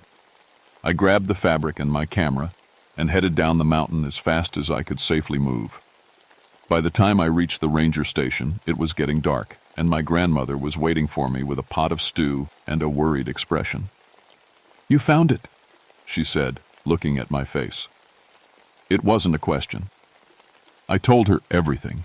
The disturbed ceremonial ground, the strange tracks, the piece of Cherokee cloth. She listened without interrupting, her weathered hands folded in her lap. When I finished, she was quiet for a long time. Finally, she spoke in Cherokee, words I only half understood. Then she switched to English. "The Wampus cat is awake." I'd heard the story 100 times growing up. A Cherokee woman who brought, "Okay, the rules," who spied on men's sacred ceremonies. The spirits cursed her, trapping her between human and animal form, making her a creature of vengeance and sorrow. But it was just a story, a way to teach children about respecting traditions. "Grandma, you don't really believe..." She held up her hand, stopping me. "Someone has stolen the sacred women's items. The balance between male and female, human and animal, earth and spirit, it's all broken now. She has no choice but to hunt." That night, I barely slept. Every sound outside my cabin made me jump. Wind in the trees, an owl calling, a branch scraping against my roof. Around 3 a.m, I heard something that definitely wasn't natural. Footsteps, heavy ones, circling my cabin. I crept to the window and looked out. In the moonlight, I could see prints in the soft earth around my porch, the same impossible tracks I'd found on the mountain. Whatever had made them was gone by morning, but the message was clear. I was being watched. The next few days brought a steady stream of strange reports. Campers found their tents slashed, but nothing stolen. Hikers heard footsteps following them on remote trails, but never saw what was making the sounds. Most disturbing, several people claimed to see a woman in traditional Cherokee dress walking through the forest, only to have her vanish when they called out. Then Dr. Marcus Stone showed up at my office. Stone was an archaeologist from Vanderbilt University, the kind of academic who thought he knew everything about Native American culture from reading books. He was tall and thin, with expensive hiking gear that looked like it had never been used. His permit paperwork was perfect, but something about him rubbed me wrong from the start. "I'm researching Cherokee ceremonial practices," he told me, spreading maps across my desk. "Specifically, the role of women in pre-contact and religious traditions. I have permission to survey several sites in the backcountry." I looked over his permits. They were legitimate, signed by the right people in Washington, but they didn't give him permission to dig, only to document and photograph existing features. "You understand these are sacred sites," I told him. "My people still consider them holy ground. You need to treat them with respect." Stone smiled, but it didn't reach his eyes. "Of course, Ranger Creekwater. I'm well aware of the cultural sensitivities involved. This is purely academic research." Something about the way he said it made my skin crawl. I assigned him a backcountry camping permit for the Thunderhead area, figuring I could keep an eye on him. But the next day, when I hiked up to check on his work, his campsite was empty. Fresh digging tools were scattered around, and there were new holes in the sacred ground. Dr. Stone was nowhere to be found. That evening, one of his graduate students, Kevin Burns, came running into the ranger station. The kid was maybe 22, covered in dirt and shaking like a leaf. "Something happened to Dr. Stone," he gasped. "He went out this morning to work on the dig site, and when he didn't come back by dark, we went looking for him. We found his equipment, but no sign of him anywhere." I organized a search party for First Light, but something told me we were already too late. We found Dr. Stone at dawn, and I'll never forget what I saw. He was lying in the center of the Cherokee ceremonial circle, positioned with his head pointing east toward the rising sun. That was traditional Cherokee burial positioning, something no outsider should have known. But Stone wasn't dead. He was worse than dead. The man was alive but completely catatonic, staring at the sky with eyes that didn't see anything. His hair had gone completely white overnight, and his hands were scratched and bloody, like he'd been clawing at something. When the paramedics finally got him to respond, all he could say was the same phrase over and over in perfect Cherokee. "She sees all. She knows all. She remembers all." My grandmother translated it for me later, but I already knew what it meant. The Wampus cat had found her first victim. That night, Kevin Burns disappeared from his tent. We found him the next morning, arranged the same way Dr. Stone had been, head pointing east, eyes staring at nothing, hair gone white with terror. But Burns was able to tell us what he'd seen before his mind snapped completely. "She came to me in the dark," he whispered to the paramedics. "A Cherokee woman in traditional dress. But her eyes were yellow like a cat's. She spoke to me in a language I don't understand, but somehow I knew what she was saying. She was asking about the things Dr. Stone stole, the sacred women's items he took from the ceremonial ground." "What things?" I asked. Burns' eyes focused on me for just a moment. "Masks," he said. "Sacred masks and ceremonial tools. He has them hidden in his tent. She wants them back."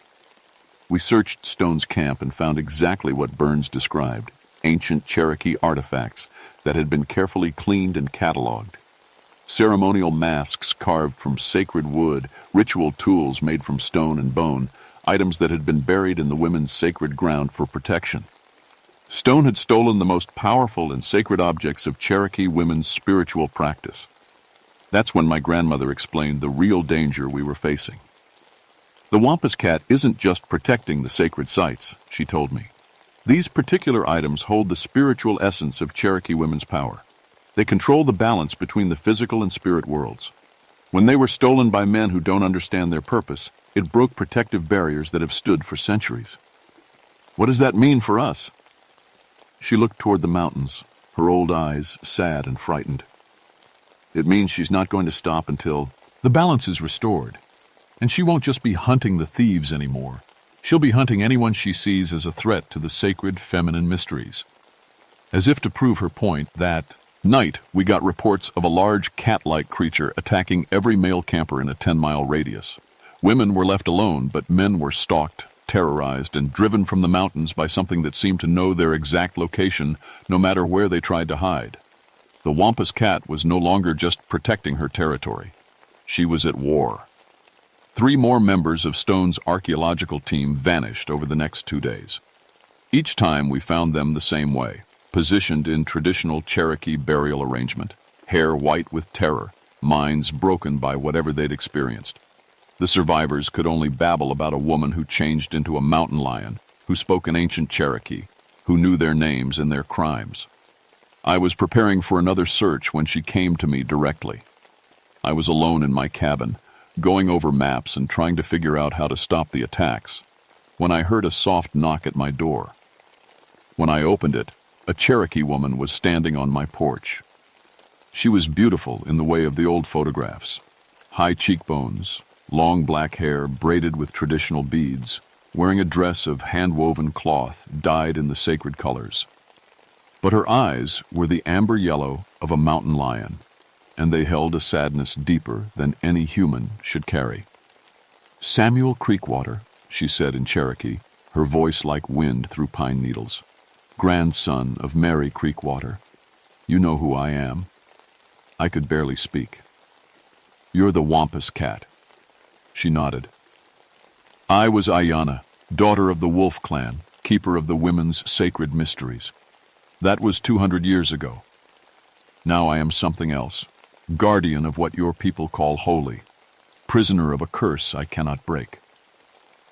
"The men who stole from the ceremonial ground violated laws older than your nation," she finished. "They took items that control the boundary between life and death, between the physical world and the spirit realm. In the hands of those who don't understand their power, these artifacts are dangerous beyond your imagination." I invited her inside, and she moved with the fluid grace of a wild animal, never taking those strange eyes off me.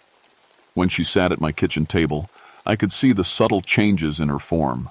Fingernails that were too long and sharp, canine teeth that extended just past her lips, muscles that moved with more than human strength. "Why are you telling me this?" I asked. "Because you carry Cherokee blood, and because your grandmother is a keeper of the old ways. You can understand what must be done." She leaned forward, and I caught the scent of pine and wild earth. "The stolen artifacts must be returned to their sacred resting place, blessed by Cherokee women who know the proper ceremonies. Until that happens, I cannot rest. I cannot stop hunting." "What about Dr. Stone's team? The people you've already—" I couldn't finish the sentence. Her expression softened slightly. "I have not killed them.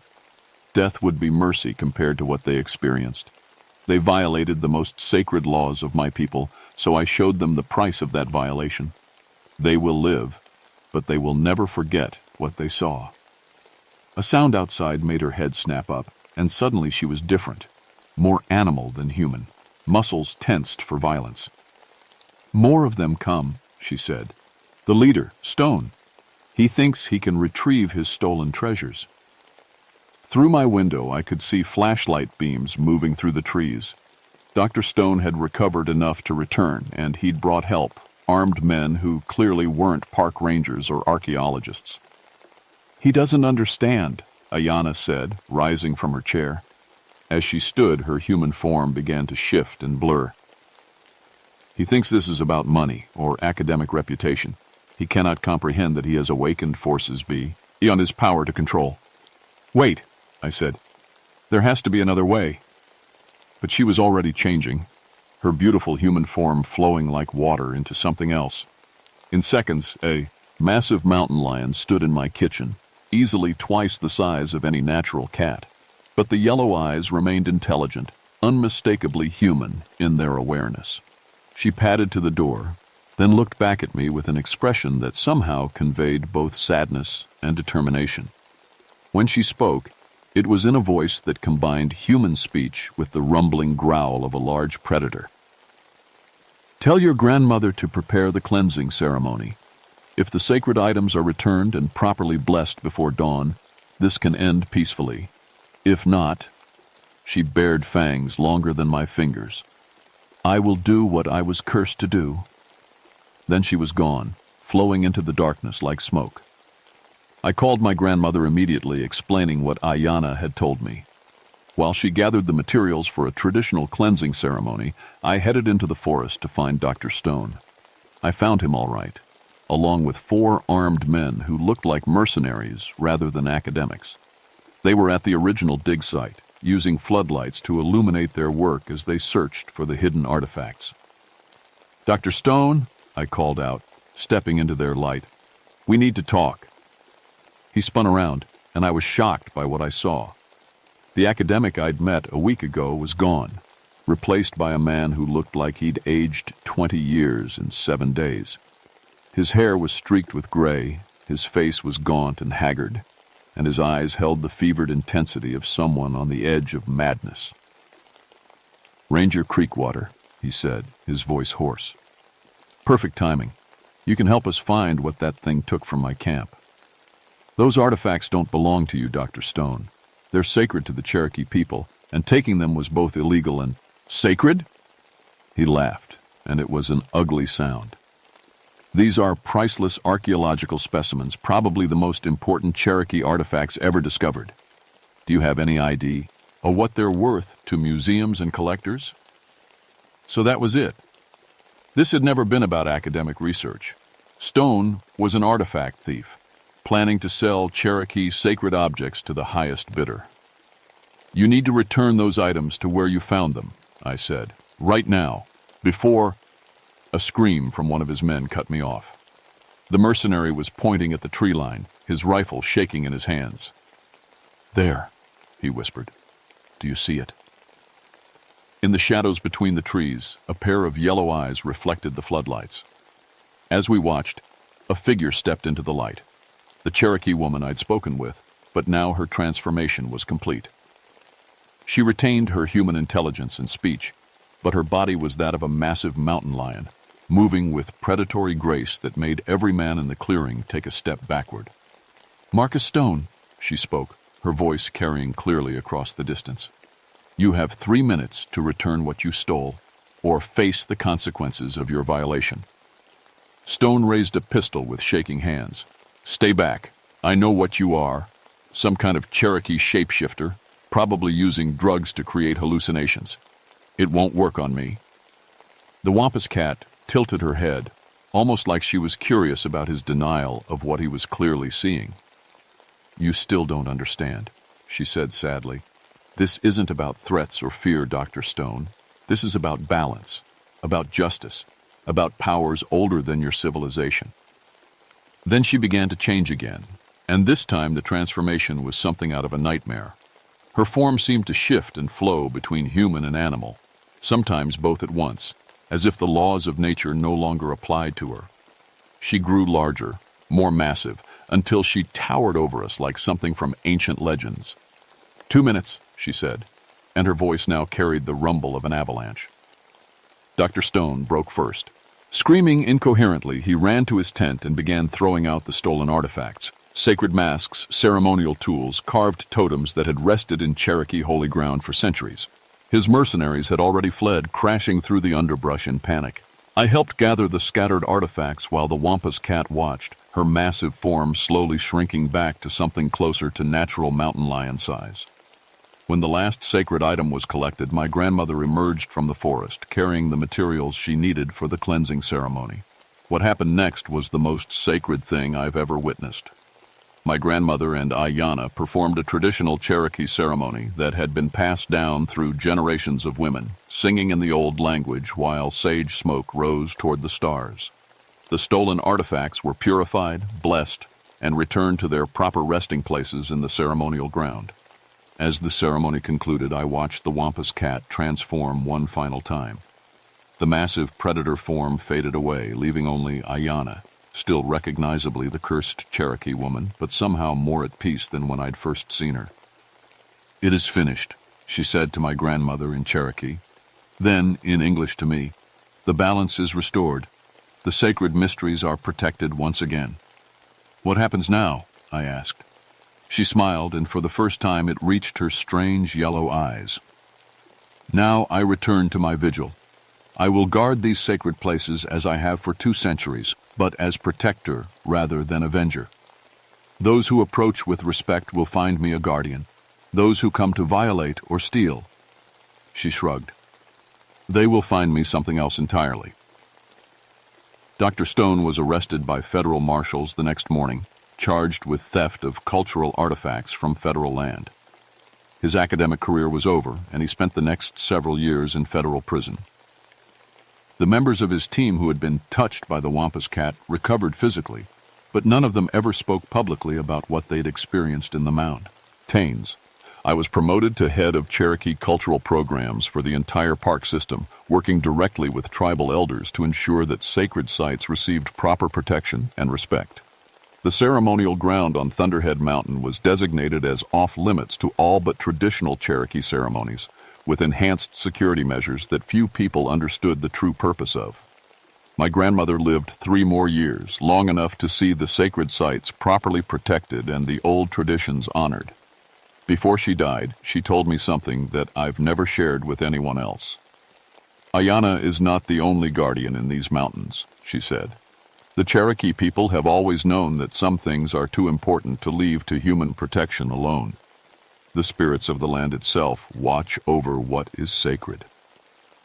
I still work in the Great Smoky Mountains, 25 years later. I've never seen the Wampus cat again, but I know she's there. Sometimes hikers report glimpsing a large mountain lion watching them from ridgelines. Others claim to see a Cherokee woman in traditional dress walking the forest paths at dawn or dusk. I always tell them the same thing. If you see her, show respect. Thank her for protecting these mountains.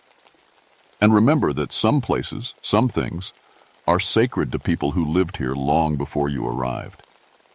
Because the Wampus cat is still out there, still standing guard over the mysteries of her people, and as long as there are those who would violate or steal what is sacred, she always will be. The mountains remember everything, and they protect what needs protecting, no matter how long it takes.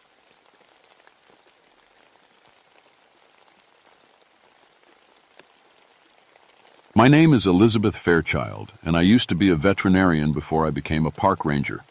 I thought I'd seen everything when it came to animals: sick cattle, injured dogs, the occasional bear attack. But nothing in my 8 years working the Blue Ridge Parkway prepared me for what I found that cold November morning in 1991. The call came in just after sunrise. Tom Henderson, a local farmer whose land backed up to the parkway, was nearly crying on the radio. "Liz, you need to get out here. Something killed 3 of my best cattle, but this ain't like anything I've ever seen." I grabbed my ranger gear and headed out in the truck. The Blue Ridge Parkway stretches 469 miles through the Appalachian Mountains, connecting 2 national parks. Most folks see it as a scenic drive, all pretty views and fall colors. But I know the real mountains, the deep woods where cell phones don't work and you can go 40 miles without seeing another soul. The November air bit at my face as I pulled up to Tom's farm. He was waiting by his fence, looking pale. Tom was a tough mountain man who'd farmed these hills for 30 years. If something had him spooked, it was serious. "They're over here," he said, leading me into his pasture. "Found them this morning when I went to check the herd." What I saw made my stomach turn. 3 full-grown cattle lay in a neat line about 20 feet apart. But these weren't normal kills. The bite marks were huge, way too big for any wolf or dog I knew. The wounds were clean, surgical almost, like whatever did this knew exactly where to bite for a quick kill. "Tom, have you seen any large dogs around? Maybe a pack of wild ones?" He shook his head. "Liz, I found tracks. You need to see them." He led me to a muddy patch near the creek. There in the soft earth were paw prints unlike anything in my veterinary textbooks. They were massive, bigger than my hand, but what made my skin crawl was the shape. They looked almost human at the heel, like whatever made them could walk on two legs if it wanted to. "There's something else," Tom said quietly. "Yesterday evening, just before dark, I was fixing the fence over yonder. I heard this sound, like a wolf howling but deeper, louder. And when I looked up, I swear I saw something standing at the edge of those trees. Something big. It was watching me. I measured the tracks and took photos, trying to stay professional, but my hands were shaking. In all my years studying animal behavior, I'd never seen anything like this. Tom, I want you to keep your livestock close to the house for now, and if you see or hear anything strange, you call me right away." As I drove back to the ranger station, I couldn't shake the feeling that I was being watched. The mountain forest felt different somehow, quieter, like even the birds were afraid to make noise. That night, I dug through old reports and local history books. The mountains had stories going back generations. German settlers talked about something they called a warg, a giant wolf that walked like a man. The Monacan tribes had legends of the Great Wolf, a guardian spirit that protected the mountains from invaders. Even Civil War records mention soldiers reporting devil dogs following the armies. I'd always figured these were just stories, ways for people to explain things they didn't understand. Bears seen at a distance maybe, or wolves that had grown in size with each telling. But those tracks were real. And so were Tom's dead cattle. The attacks kept coming. Over the next week, I got calls from 3 more farms. Each time it was the same story. Cattle killed with surgical precision, massive tracks, and that feeling of being watched from the woods. I started carrying a rifle in my truck. Park Service didn't usually arm rangers for wildlife, if calls, but something about these kills felt different, dangerous. The breakthrough came when Sarah Mitchell called from her farm near milepost 78. Her voice was tight with fear. "Ranger, Fairchild had got my bull.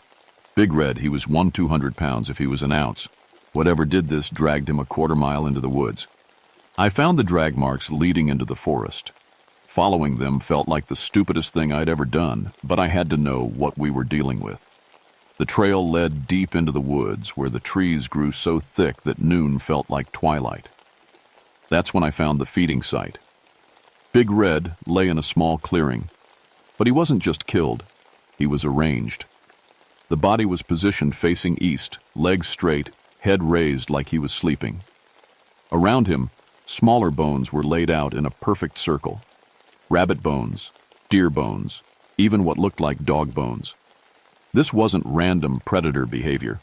This was intelligent, deliberate. I was taking photos when I heard it. A low rumble from the trees around me. Not quite a growl, not quite a howl. The sound seemed to come from everywhere at once. My hands froze on the camera.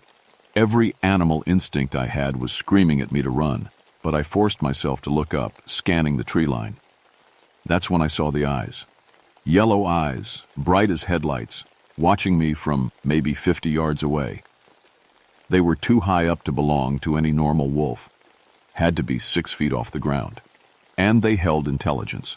Not the simple awareness of an animal, but the calculating gaze of something that understood exactly what it was looking at. "Easy," I whispered, more to myself than to whatever was watching. I slowly reached for my rifle, never breaking eye contact. The eyes tilted, like the head was cocking to one side, curious. Then, without a sound, they disappeared. I waited 10 minutes before I dared to move. When I finally made it back to my truck, my hands were shaking so bad I could barely get the key in the ignition. That night I called my old professor from veterinary school, Dr. Marcus Webb. He listened. "Tend to my description of the tracks and kills without interrupting." "Elizabeth," he said finally, "what you're describing doesn't match any known North American canine. The jaw strength alone would have to be incredible. We're talking about something that could crush bone like we break crackers. So what am I dealing with?" There was a long pause. "I don't know. But whatever it is, it's not natural. And if it's showing organized behavior, the ritual arrangements, the territory marking, then it's far more dangerous than any normal predator. 3 days later, the thing made its first direct contact with humans. Martin Rodriguez was a day hiker from Richmond, doing a solo trek on one of the parkway's remote trails. When he didn't check in with his wife that evening, she called park services. I found his campsite the next morning. The tent was shredded, but not randomly. The cuts were precise, methodical. His backpack was untouched, food still sealed inside. His water bottles were lined up in a neat row, and Martin was nowhere to be found. We called in search teams, helicopters, the works. It was Sarah Mitchell who found him, or what was left of him, 3 days later. Martin's body was arranged just like the cattle, lying peacefully, facing east, arms at his sides. But the worst part was his face. It wasn't torn up like you'd expect from an animal attack. It was calm, like he'd gone to sleep and never woken up. The medical examiner found massive trauma to the neck. Something with huge teeth had killed him instantly. But there were other marks too. Claw marks that looked almost like symbols carved into nearby trees. A circle of stones around the body. This wasn't just a predator killing for food. This was something else entirely. That night I sat in my ranger station with all the lights on and my rifle across my lap. Outside, the November wind howled through the mountains. But underneath that wind, I heard something else. Howling. Deep and long and impossibly loud. It echoed off the mountains like thunder, lasting far longer than any normal wolf could sustain, and it was getting closer. The howling came every night for a week, not random calls, but patterns. Long howls answered by shorter ones, like some kind of conversation happening in the darkness around my station. I wasn't sleeping much. Every sound made me jump. Branches falling, the wind rattling the windows, even my own radio crackling to life. The isolation that I'd always loved about this job now felt like a trap. Then the tourists started reporting sightings. A family camping at Rocky Knob called in hysterical. They'd been sitting around their campfire when something massive walked through their camp on 2 legs. It was like a werewolf, the father kept saying. 7 feet tall, covered in black fur, but it walked upright like a person. The thing had circled their RV 3 times, then grabbed their German shepherd. The dog never even had time to bark. I interviewed them the next morning. The whole family was packed and ready to leave, but they were coherent, credible. The mother, a nurse from Charlottesville, sketched what she'd seen. It looked exactly like what I'd been imagining from the tracks and eyewitness reports. It wasn't just big, she said. It was smart. When my husband turned on the RV's floodlights, the thing didn't run. It just stood there studying us, like it was figuring us out. More reports came in. A trucker on the parkway said something ran alongside his rig at 60 miles per hour, keeping pace for 2 miles before disappearing into the forest. A park maintenance crew found their equipment moved overnight, not stolen, but rearranged in precise patterns. I started mapping the incidents. They followed the parkway corridor for about 50 miles, always staying within a few miles of the road. It was like whatever these things were, they were using the highway as their territory boundary. Things were multiple creatures working together. Roar. That's when I realized I wasn't dealing with just one creature. The howling patterns were coordination calls. The tracks showed different sizes, a big one maybe 400 pounds and several smaller ones.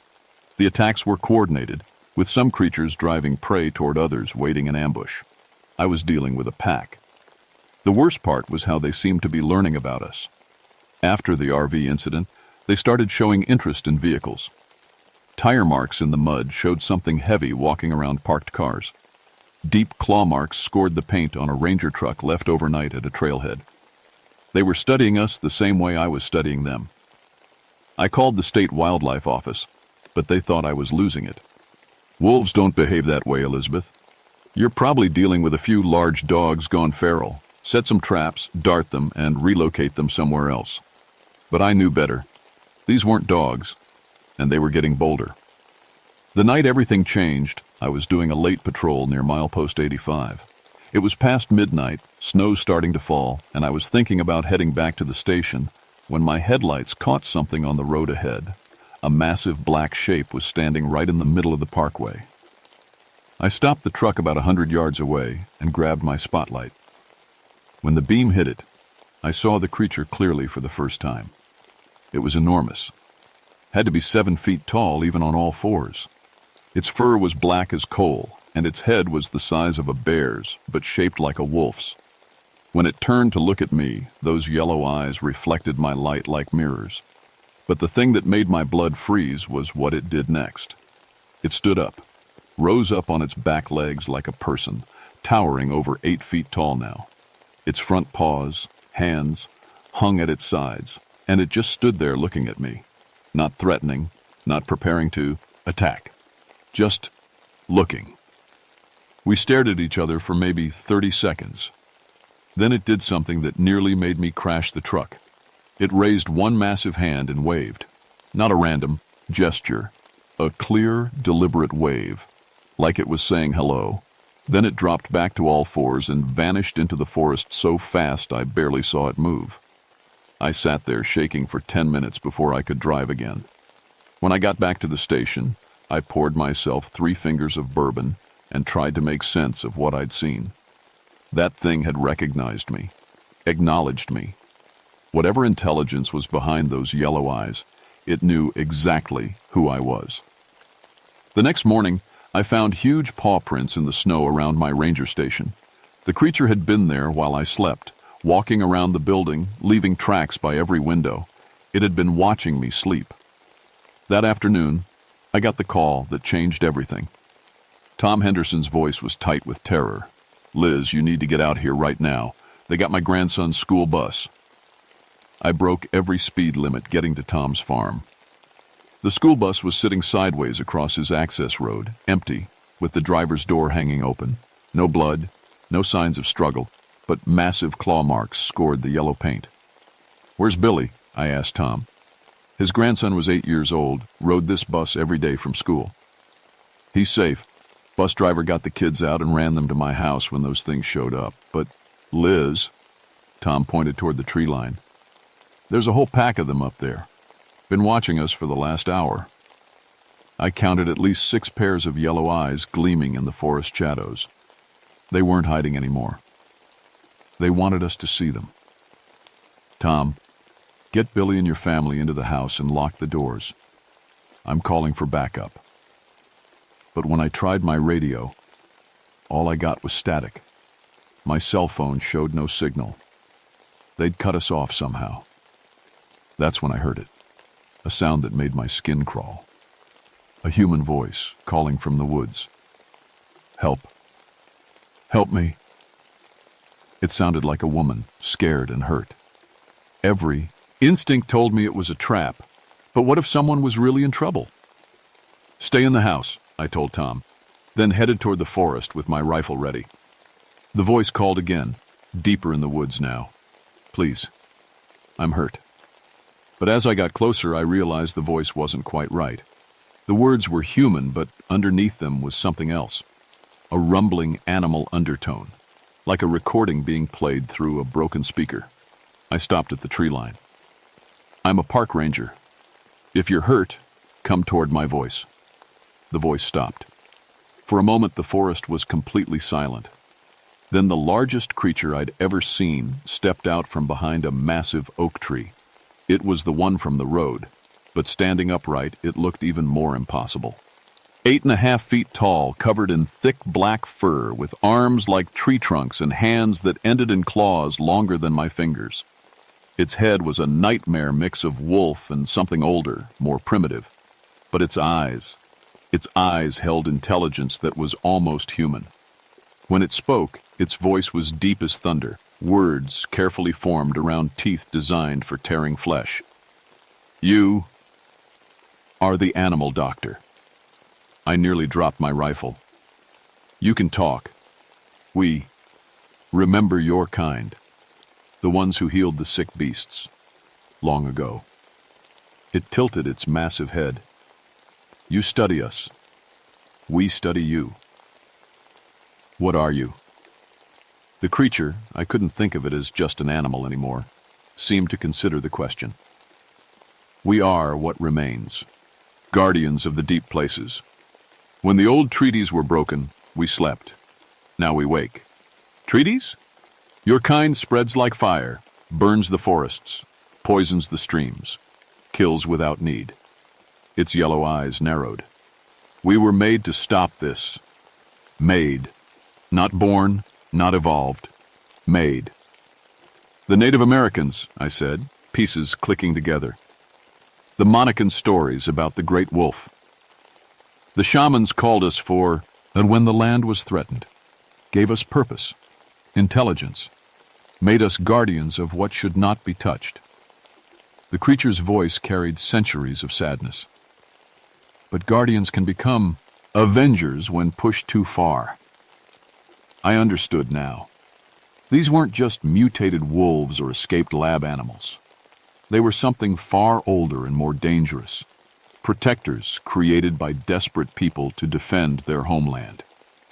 The killings, the cattle. We take only what we need, but your people build roads through sacred places. Bring metal beasts that leak poison. Cut down trees older than your civilization. The creature stepped closer, and I fought every instinct not to run. We are patient, but patience has limits. What do you want? Recognition, respect, boundaries that will not be crossed. Its voice dropped to a growl. Or we will make our own boundaries. That's when I heard the helicopters. The creature heard them too, its head snapping up, ears pricked. Through the trees I could see military aircraft approaching, not Park Service, but black helicopters with no markings. Liz, Tom was shouting from his house. There's soldiers coming up the road. The creature's demeanor changed instantly. The almost reasonable intelligence in its eyes was replaced by pure predatory fury. They come to cage us again, it snarled. Make us experiments. Use our blood for their weapons. Again? What do you mean, again? But there was no time for answers. The helicopters were landing and armed soldiers were pouring out. Not Park Service, not local police. These were military, moving with the precision of a special operations team. The creature threw back its massive head and howled, a sound that shook the trees and seemed to come from the earth itself. From all around us, answering howls echoed through the mountains. The pack was coming. You must choose, the creature said, looking down at me with those ancient eyes. Help them cage us, or help us remain free. As soldiers surrounded the area and my radio crackled back to life with military frequencies, I realized this was bigger than just protecting livestock or managing wildlife. This was about the last free things in a world that was running out of wild places. And somehow, I was caught right in the middle of a war that had been building for centuries. The battle lasted less than 10 minutes, but it felt like hours. The creatures moved like shadows made flesh, using the forest terrain with impossible skill. The soldiers had training and technology, but the pack had something more. They were fighting for their home. I made my choice when I saw a soldier raising a tranquilizer rifle toward the alpha. Before I could think about it, I knocked his aim off, sending the dart into a tree trunk. "What the hell, Ranger?" he shouted. "They're not animals," I said. "They're people. Different, but people." The alpha caught my eye and nodded once, acknowledgement and gratitude. Then it let out another howl, and the pack melted back into the forest as quickly as they'd appeared. The military team leader, a colonel whose nameplate read Morrison, was furious. "Those are classified research subjects that escaped from a federal facility. You just interfered with national security." "Funny," I said, "because they told me they were guardians created by Native Americans to protect this land. And they've been here a lot longer than your facility." Morrison's face went pale. "What did you say?" That's when I knew the creature had told me the truth. The government knew exactly what these things were, and they'd been trying to capture or control them for years. The official report classified the entire incident. The military withdrew within hours, and a media blackout covered the whole area. Officially, nothing happened in the Blue Ridge Mountains in November 1991, But I knew better, and so did the local mountain families. Over the following months, we worked out an understanding. The pack would limit their hunting to sick or weak livestock, natural culling that actually helped the herds stay healthy. In return, certain areas of the parkway would be designated as protected wilderness, off-limits to development. The arrangement worked better than anyone expected. Deer overpopulation stopped being a problem. Other predators avoided the area, reducing conflicts with farmers. And though tourists still reported occasional sightings of large wolves, there were no more attacks. I became the unofficial liaison between the pack and the human community. Sometimes I'd find gifts at my ranger station, perfect deer hides, interesting stones, even wildflowers arranged in complex patterns. Messages that I was still welcome in their territory. The Alpha and I met face-to-face only one more time, about 6 months later. I was doing a late evening patrol when I found it waiting by the roadside, standing upright in the moonlight. "The arrangement holds," it said in that deep, careful voice. "Your people keep their word." "Some of them do," I said. "Others still want to study you, capture you. We know. We're always watching." It paused, looking up at the stars. "But for now, there is peace." "Will you ever trust us completely?" The creature considered this for a long moment. "Trust must be earned across generations, not months. But you, animal doctor, you chose to help when you could have helped destroy. This is remembered." It turned to leave, then paused. "The old shamans who made us left instructions. If the treaties hold, if the sacred places remain untouched, we are guardians. If not, those ancient yellow eyes fixed on mine, then we become what we were always capable of being." I never asked what that meant. I didn't want to know. That was over 30 years ago. I'm retired now, but I still live in these mountains. The pack is still here too. I see their tracks sometimes, catch glimpses of yellow eyes in the forest. New stories have grown up around them, passed down through local families. The government hasn't tried to capture them again, at least not openly.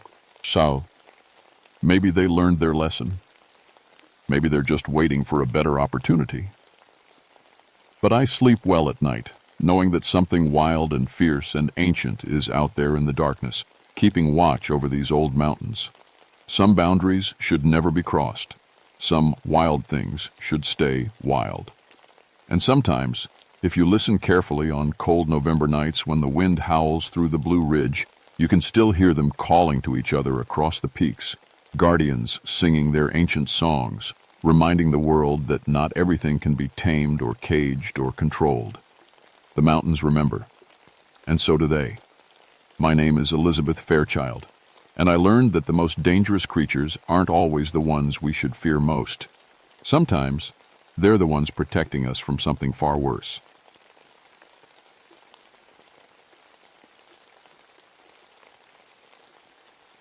My name is Theodore Blackthorne, and I've been a park ranger at Seneca Rocks for 20 years. I've seen a lot of things in these West Virginia mountains that would make most folks nervous. Bear attacks, lightning strikes, climbers who pushed too hard and paid the price. But I never believed in ghost stories. Spent too many nights alone in these mountains during the war to get spooked by wind and shadows. That changed in March 1955 when the Hollow Men came for my son. Seneca Rocks stands 900 feet tall, a knife edge of limestone cutting into the sky. It's been drawing climbers from all over the country since the war ended. Technical stuff, the kind of climbing that separates the weekend warriors from the real deal. I've made more rescues off that rock face than I care to count. The mountain has history, dark history. During the war, there was a German POW camp about 15 miles east. Some of those prisoners tried to escape through these mountains. Most got caught or died trying. The Seneca Indians used to tell stories about shadow people living in the rock itself. Civil War deserters hid in the caves during the 1860s. I always figured that was just talk. Old stories get bigger with each telling. My boy Michael was 16 that spring, tall and lean like his mother. He'd been climbing with me since he could walk, and by that March he was better on the rock than most adults. When his high school started a climbing club, I was the one who taught them the basics. Safety first, I always said. Check your gear twice. Trust your partner. Respect the mountain. The weather that week had been strange. Late winter storms kept rolling through, leaving ice on the north faces even when the sun was shining. Fog banks would appear out of nowhere, thick as cotton, then vanish just as quick. The kind of weather that makes even experienced climbers nervous. On March 15th, Hale's group got permission for an overnight climb. 5 kids total, plus their teacher, Mr. Patterson. They were planning to camp on the ledge system about 400 feet up, then complete the summit the next morning. I checked their gear myself before they left. Everything looked solid. That night, the storm hit harder than the Weather Service predicted. 60-mile-per-hour winds, freezing rain, temperature drop of 30 degrees in 2 hours. I was already putting together a rescue team when the radio crackled to life. "Base, this is Patterson. We need help up here. Something's wrong. Really wrong." His voice was shaking. In 5 years of teaching, I'd never heard Tom Patterson sound scared. "What's your situation?" I asked. "The ropes. Someone cut our ropes. All of them. And there are people moving around on the rock face. People who shouldn't be able to move like that." The radio went dead. Static for 10 seconds. Then nothing. I grabbed my gear and headed for the mountain. The storm was getting worse, but 6 people were trapped up there. One of them was my son.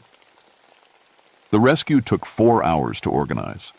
By the time we had enough people and equipment, dawn was breaking gray and cold over the mountains. The storm had passed, leaving the rock face coated in ice, beautiful and deadly. I led the team up the standard route, following the same path Michael's group had taken. At 200 feet, we found the first sign of trouble. One of their climbing ropes hung from an anchor point, cut clean through.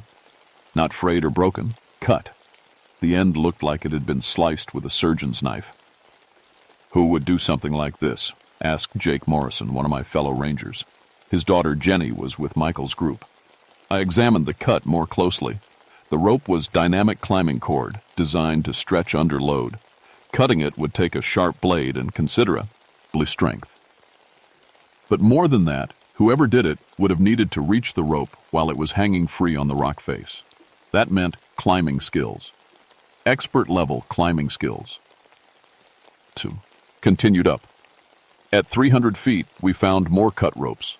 Same precise cuts, same impossible access points. Someone had systematically sabotaged every safety line Michael's group had set. That's when we heard the screaming. It came from above, echoing off the rock walls. A girl's voice, high and terrified. Jenny Morrison. "Dad! Dad, help me! They're coming through the rock!"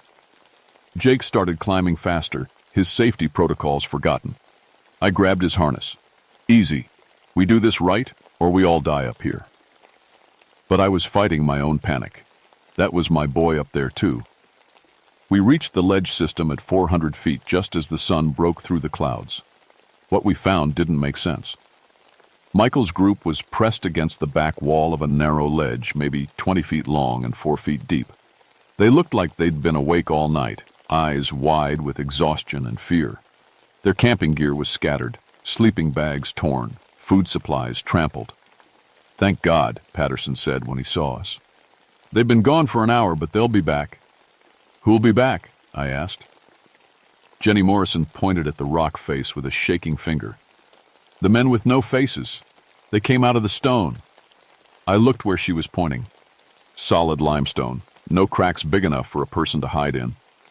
No way anyone could approach the ledge except by climbing, and we would have seen other climbers on the mountain. "Tell me exactly what happened," I said. Michael stepped forward. He looked older than his 16 years, like something had aged him overnight. "We were asleep when the storm hit," he said. "Woke up around midnight to check the gear. That's when we found the ropes cut. We figured someone was playing a sick joke, but we couldn't figure out how they got up here. Then we saw them," Patterson added. 3 men in old uniforms, German uniforms like from the war, but their faces," he shuddered. "Smooth.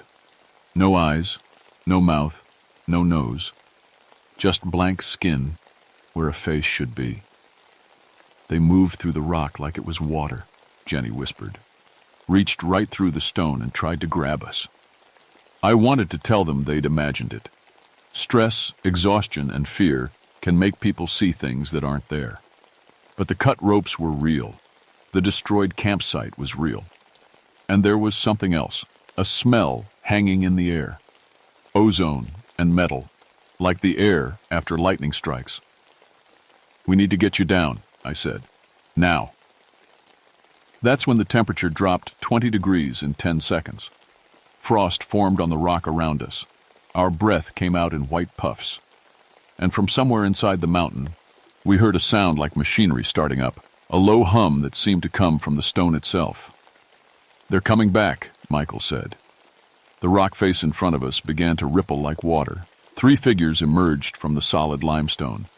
I'd seen plenty of things during the war that didn't make sense, but nothing like this.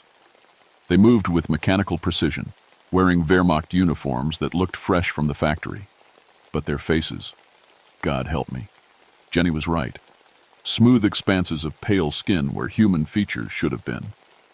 "Everyone down, now!" I shouted. The rescue team moved fast, rappelling equipment deployed in seconds. But the hollow men moved faster.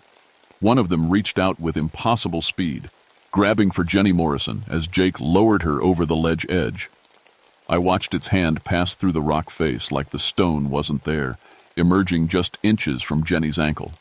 She screamed and kicked, and somehow her boot connected with its wrist. The thing recoiled with a sound like grinding gears.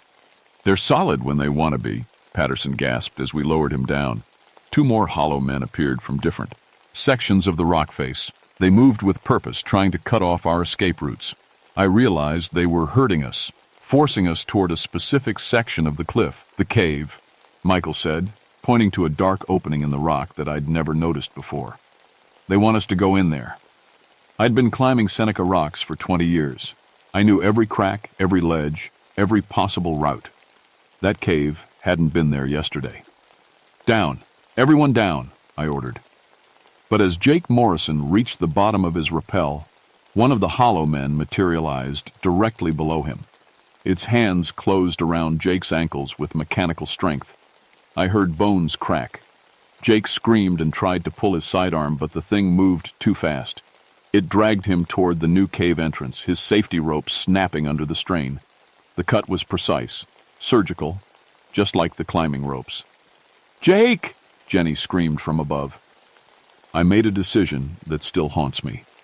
I could try to save Jake, or I could get the rest of the group to safety.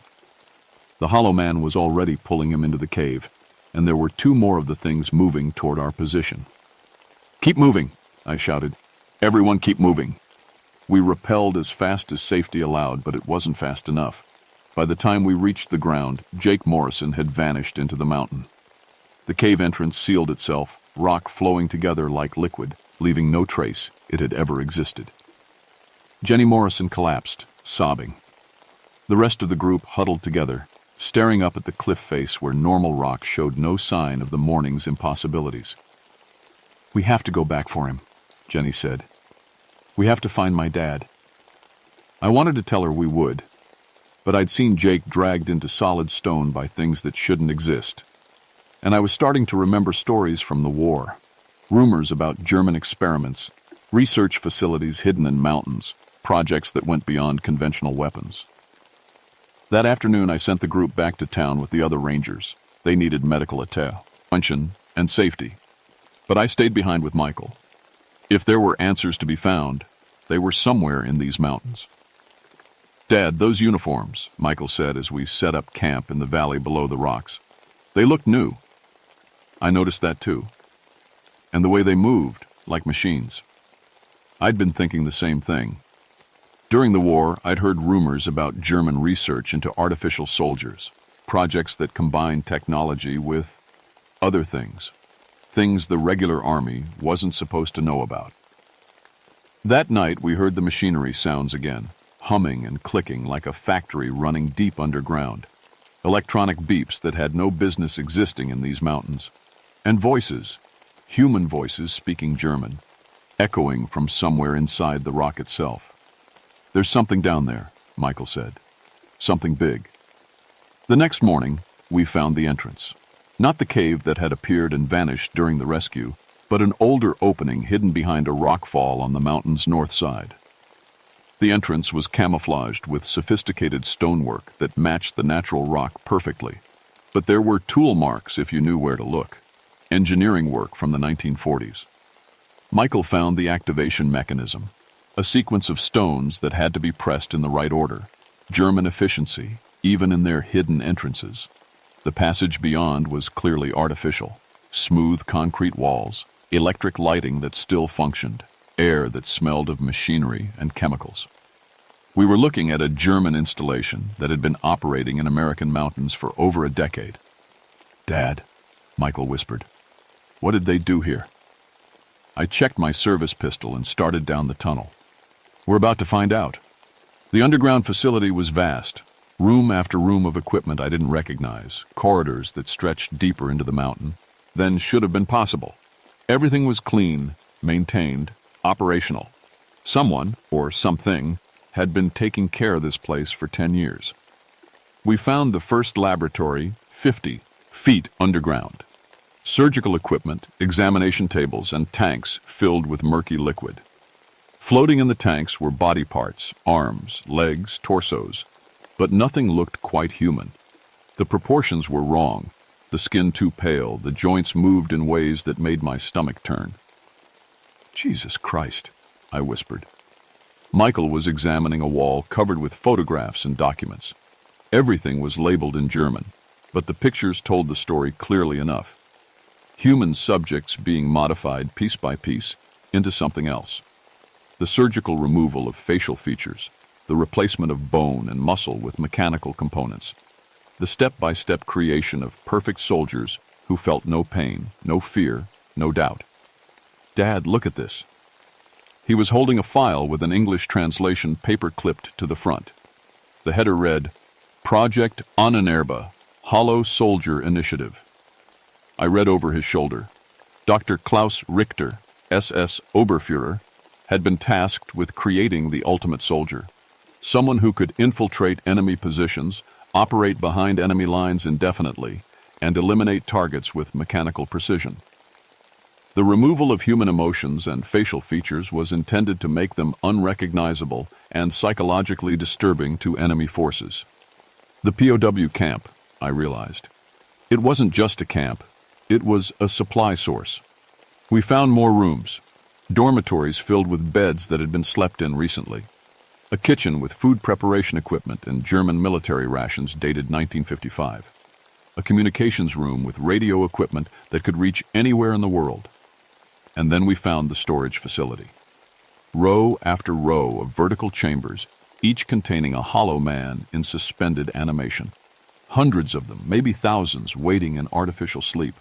But the chamber systems were powering up, lights blinking from red to amber as we watched. "They're waking up," Michael said. A voice spoke from speakers hidden in the walls. Heavily accented English, old and tired but still commanding. "Guten Tag, Theodore Blackthorne." I spun around, gun drawn, but there was no one there. "I am Dr. Klaus Richter. I have been waiting for you." "Where are you?" I demanded. "Everywhere and nowhere. My body died in 1953, but my consciousness lives on in the facility systems. I have been watching your son's climbing group for weeks. The boy has potential." "You son of a bitch. What did you do with Jake Morrison?" "He is being prepared for conversion, as will young Michael be in time. The perfect soldier requires perfect raw material." The chamber systems around us began opening. Hollow men stepping out of their storage units, moving with mechanical precision. Their smooth faces turned toward us, somehow tracking our movements despite having no eyes. "The war is not over, Herr Blackthorne. It has merely changed form. My soldiers will spread across your country, infiltrating your military, your government, your society. America will fall from within." I grabbed Michael's hand. "Run." We ran through corridors that seemed to shift and change around us. Emergency lights flashed red, alarms sounded, and behind us came the sound of hundreds of hollow men moving in perfect coordination. No wasted motion, no hesitation, just mechanical pursuit. We found Jake Morrison in the conversion laboratory. He was strapped to a surgical table, alive but unconscious. Half his face had already been removed, replaced with smooth synthetic skin. Wires and tubes connected him to machines that hummed with artificial life. "Dad!" Michael screamed. But it was too late. Jake's conversion was almost complete. Even if we could wake him up, he wouldn't be Jake Morrison anymore. "I'm sorry you had to see this," Dr. Richter's voice said from the speakers. "But you understand, now. The perfect soldier feels no pain, no fear, no doubt. He follows orders without question and kills without hesitation." "You're insane," I said. "I am efficient. Your friend will make an excellent addition to my forces." The hollow men entered the laboratory surrounding us. There were too many to fight, too many to escape. But I noticed something. They moved around certain control panels carefully, avoiding specific equipment. Dr. Richter might be controlling them, but he was still dependent on the facility's systems. "Michael," I whispered, "the central computer. Can you reach it?" He nodded, seeing what I was thinking. I opened fire on the nearest hollow men. My bullets passed through them when they chose to phase, but solid shots staggered them when they remained material. Michael rolled under a surgical table and came up next to the central control system. "What do I do?" he shouted over the gunfire. "Pull everything, every cable, every connection." Dr. Richter's voice became urgent. "Stop. You do not understand what you are doing." Michael grabbed handfuls of cables and yanked them from their connections. Sparks flew, alarms screamed, and the hollow men around us began moving erratically. Without central coordination, they were just individual killing machines with no shared intelligence. "The biomechanical interface," Richter screamed. "You are destroying 60 years of research." "Good," I said, and shot the main computer console. The explosion threw us both against the wall. Emergency power failed, plunging the laboratory into darkness. In the distance, I could hear the facility's structural supports beginning to fail. Whatever Dr. Richter had done to hollow out this mountain, it depended on active systems to maintain stability. Michael and I stumbled through collapsing corridors, following emergency lighting toward what we hoped was an exit. Behind us, hundreds of hollow men were trapped in a facility that was crushing itself. Dr. Richter's voice followed us through the speakers, growing weaker as his systems failed. "You have doomed us all," he whispered. "The hollow men who escaped. They are still out there." We reached the surface just as Seneca Rock shuddered and collapsed. Not the whole formation, but a significant section of the north face. Tons of limestone crashed down, sealing the underground facility forever. The official report blamed the collapse on natural erosion and ice damage. The climbing area was closed indefinitely for safety inspection. Jake Morrison was listed as a climbing accident victim. His body never recovered from the rockfall. Michael and I were debriefed by military intelligence officers who arrived within hours of the collapse. They already knew about the facility, had known for years apparently, but hadn't been able to locate the entrance. Our discovery had solved a decade-old problem for them.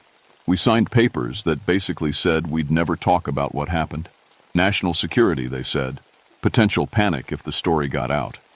The usual reasons governments give for keeping impossible things secret. But they were worried about something else. During their investigation of the collapsed facility, they found evidence that some hollow men had escaped over the years. Incomplete records suggested that Dr. Richter had been sending his creations into American society for at least 5 years before we discovered the base. "How many?" I asked. "We don't know," the intelligence officer said. "Could be dozens, could be hundreds." Michael recovered from the trauma better than I did. Kids are resilient that way. But he never climbed again. Couldn't handle being on the rock face, knowing what was buried underneath. He went to college on the GI Bill I never used, became an engineer, moved to a place where the biggest hill is a highway overpass. I stayed at Seneca Rocks for another 15 years. Officially, I was just doing my job.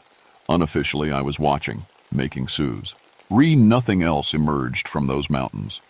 There were incidents over the years, climbers who disappeared without a trace, strange reports of figures moving through rock faces, electronic equipment failing near certain parts of the mountain. but nothing as dramatic as that March day in 1955. I retired in 1970 and moved to Florida. Figured I'd had enough of mountains and shadows. But I kept in touch with my replacement, and he kept in touch with his replacement. There's an unofficial network of people who know what's really buried under Seneca Rocks. Last week I got a call from the current head ranger. A climbing party had reported seeing figures in old military uniforms moving through the rock face, the same part of the mountain where Michael's group had been trapped. "Maybe it's just kids playing pranks," the ranger said. "Or maybe some of them are still down there," I finished. I'm 85 years old now. Too old to climb, too old to fight, too old to do much of anything except remember.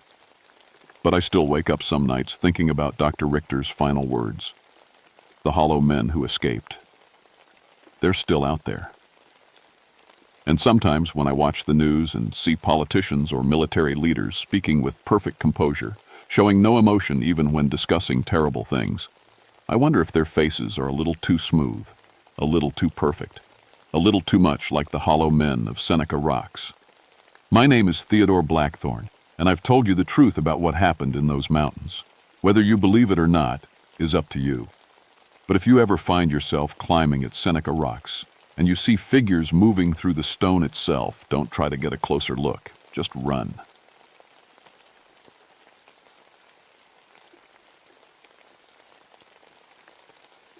My name is Maria Ghosthorse, and I've been a park ranger in West Virginia for 11 years.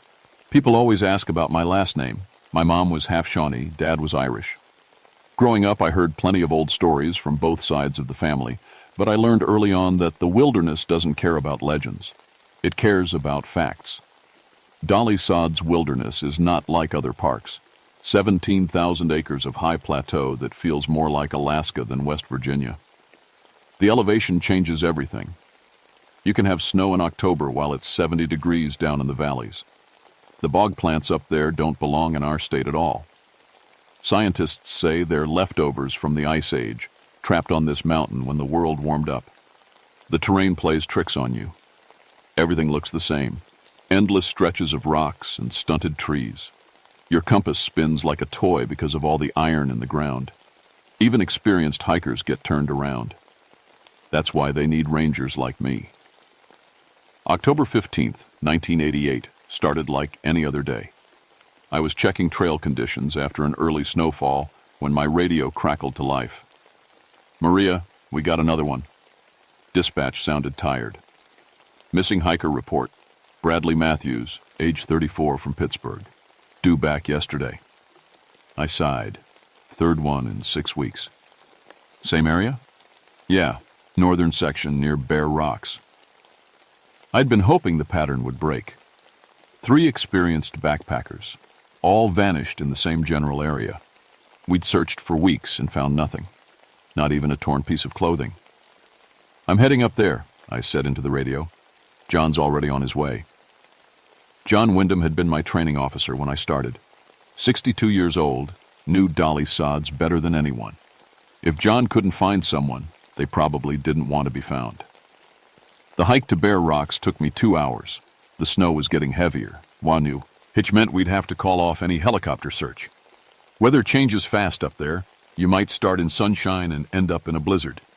I found John's truck at the trailhead, but no sign of him. That was odd.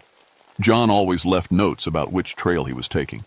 I called his name, but the wind just threw my voice back at me. The first campsite I found belonged to Bradley Matthews. I knew because his name was written on a piece of duct tape stuck to his tent. Everything was perfect. Too perfect. Tent properly staked down, no rips or damage. Sleeping bag laid out neat as a hotel bed. Camp stove clean and ready to use. But no Bradley. I searched the area for 2 hours. No footprints leading away from camp. No signs of a struggle. No blood or torn fabric on nearby branches. It was like he'd just vanished from inside his sleeping bag. The radio on my belt crackled. "Maria, this is dispatch. John missed his check-in time." My stomach dropped. John never missed check-ins. Never. When was his last contact? 3 hours ago. Said he was investigating something strange near the Matthews campsite. I keyed the mic. "I'm at the Matthews site now. No sign of John. Copy that. We're sending backup, but with this weather... The radio went to static. I tried calling back but got nothing. The snow was really coming down now, and the temperature was dropping fast. I had maybe an hour of daylight left. That's when I found John's radio. It was sitting on a flat rock about 50 yards from the campsite, just sitting there like someone had placed it carefully. John's ranger badge was right next to it, the metal cold as ice. John would never abandon his radio, never leave his badge behind. Something was very wrong. I searched until darkness forced me back to my truck. All night, I kept thinking about those 3 missing hikers. How their campsites looked like movie sets. Eve. Everything in place except the people. And now John. The next morning brought fog so thick I could barely see 10 feet. But I went back up anyway. I had to find John.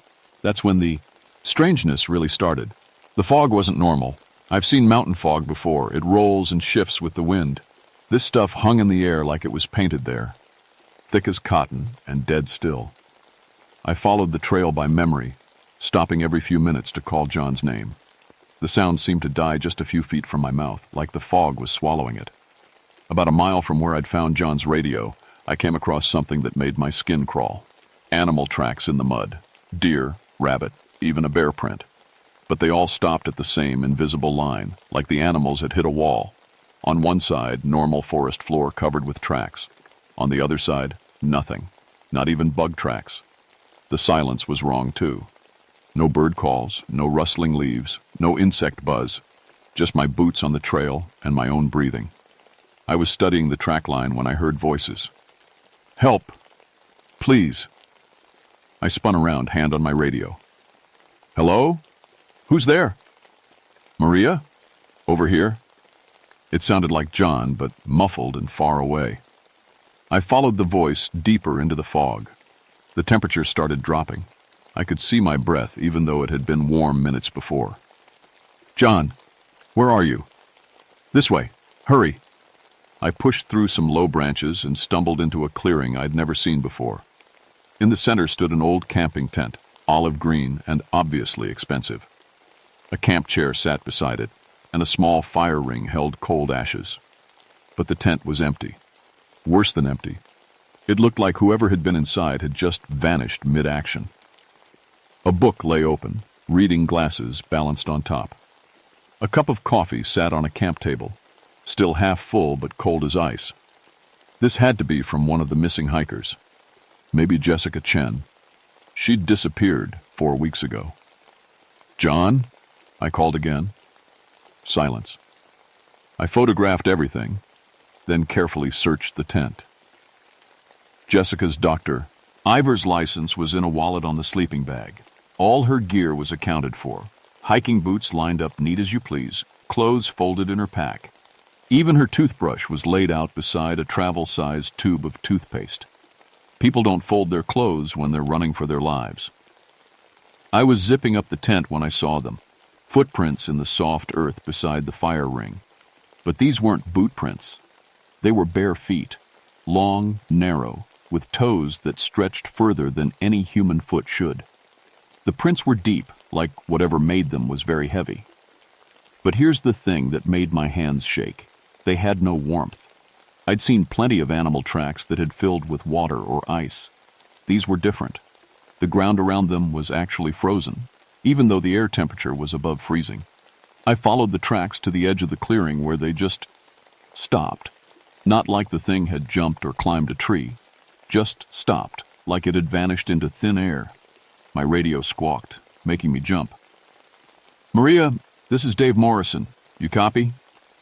Dave was another ranger, young guy with only 2 years on the job. I was glad to hear a human voice. Copy, Dave.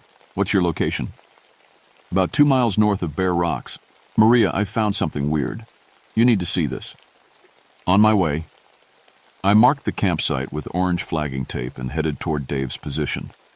The fog was starting to thin, but the temperature kept dropping. My water bottle was getting slushy. I found Dave standing beside a massive oak tree, staring up at the branches. His face was pale. Look at this, he said, pointing up. High in the oak, maybe 20 feet off the ground, hung a backpack. Not caught on a branch, hung. Someone had carefully placed it there, balancing it perfectly on a thick limb. "That's got to be Bradley Matthews' pack," Dave said. "But how the hell did it get up there?" I studied the tree. No broken branches, no scuff marks on the bark, no rope or climbing gear visible. "Maybe he threw it up there?" I suggested, not believing it myself. "From this angle? That's a perfect placement, Maria. You'd need a ladder." Dave was right. The pack sat on that branch like someone had walked up there and set it down gently. "We need to get it down," I said. "Already tried. Too high for my throw rope." I was about to suggest we find a longer rope when I heard it again, that voice calling for help. But this time, it sounded like Jessica Chen. "Help me, please. I'm lost." Dave heard it too. His eyes went wide. "Was that—" "Jessica Chen's been missing for 4 weeks," I whispered. The voice came again, from deeper in the woods. "So cold. Can't find my way." Dave started toward the sound, but I grabbed his arm. Something was very wrong here. Missing hikers don't survive 4 weeks in Dolly Sods, especially not in October. "Dave, we stick together, and we call for backup first." But when I tried the radio, all I got was static. The fog was rolling back in, thicker than before. That's when we saw it. A shape moving through the trees, tall and thin. Too thin. It walked without making a sound, gliding between the trunks like smoke. For just a second, it turned toward us. I've seen a lot of things in 11 years as a ranger. Bears, mountain lions, even a few people who'd gone a bit crazy from being lost too long. But this thing, I couldn't even tell if it was human. It had arms and legs, a head and torso. But the proportions were all wrong. The limbs too long, the body stretched like someone had pulled it on a rack. And it cast no shadow, even in the dim light filtering through the fog. Dave whispered, "What the hell is that?" The thing stopped moving and turned its head toward us. I couldn't make out features through the fog, but I felt it looking at us, studying us. Then it raised one impossibly long arm and pointed, not at us, behind us. I spun around and saw John Wyndham walking out of the fog movements. He slow and steady. Relief flooded through me, until I got a good look at his face. John's eyes were different, still blue, but vacant somehow, like he was looking through us instead of at us. He walked right up to me and stopped. "Maria," he said in a flat voice, "you need to leave this place." "John, where have you been? We've been searching." "Leave," he repeated. "It's not safe for the living here." "The living?" Dave stepped closer. "John, what happened to you? Where have you been all night?" John looked at Dave like he was seeing him for the first time. Then he smiled, and that smile made my blood run cold. It wasn't John's smile. It was too wide, too knowing. "I've been learning," John said, "about the spaces between, about the ones who never made it across." "Across what?" I asked. John pointed behind me. I turned and saw the tall, thin figure again, closer now. Close enough to see that it wasn't wearing clothes. Its skin was gray as old wood, and it moved without any sound at all. "He's been waiting," John said. "Waiting for someone who could help him finish his work." The thing, and I was sure now it wasn't human, stepped closer. When it moved, the temperature dropped another 10 degrees. Ice crystals started forming on the nearby branches. Dave grabbed my arm. "We need to go, now." But when we turned to leave, more shapes emerged from the fog. At least 3 of them, all tall and impossibly thin, all moving without sound. We were surrounded. The things circled us slowly, and I could see them better now. They looked like people who had been stretched on some medieval torture device. Arms that reached nearly to the ground, legs that bent in too many places, fingers that ended in points. But the worst part was their faces. They had human features, but wrong somehow. Eyes that reflected light like an animal's, mouths that never quite closed. And when they breathed, a third frost came out even though the air wasn't that cold. "John," I said, trying to keep my voice steady, We need to get out of here. John shook his head. They're not here to hurt us. Maria. They're here to collect. Collect what? The ones who got lost between worlds. Dave was breathing hard beside me. I could feel him getting ready to run, which would be a mistake. These things moved too smoothly, too quietly. They'd catch him before he made it 10 steps. The closest one, I started thinking of it as the Shadow Walker, remembering the old Shawnee stories my grandmother used to tell, stepped forward. When it opened its mouth, words came out, but not from its throat. The voice seemed to come from the air around us. You see us, it said. That is unusual. What do you want? I asked. To finish what was started long ago. Too many souls lost in this place. Too many who died badly and couldn't find their way. I thought about the missing hikers, their perfect campsites with no signs of struggle. You took them. We guided them. They were already dying, cold, lost, afraid. We simply helped them transition. Dave made a choking sound. Transition to what? To whatever comes after. They were trapped between life and death, suffering. We ended their suffering. John nodded like this made perfect sense. The plateau has always been a thin place, Maria. The Shawnee knew it. Lots of people have died here over the years. Logging accidents, hunting mishaps, hikers who never made it home. Some of them got stuck. Stuck how? The Shadow Walker tilted its head. When death comes suddenly or violently, sometimes the soul cannot accept the transition. It remains, confused and in pain. We collect such souls and guide them to peace. But the missing hikers weren't dead when you found them.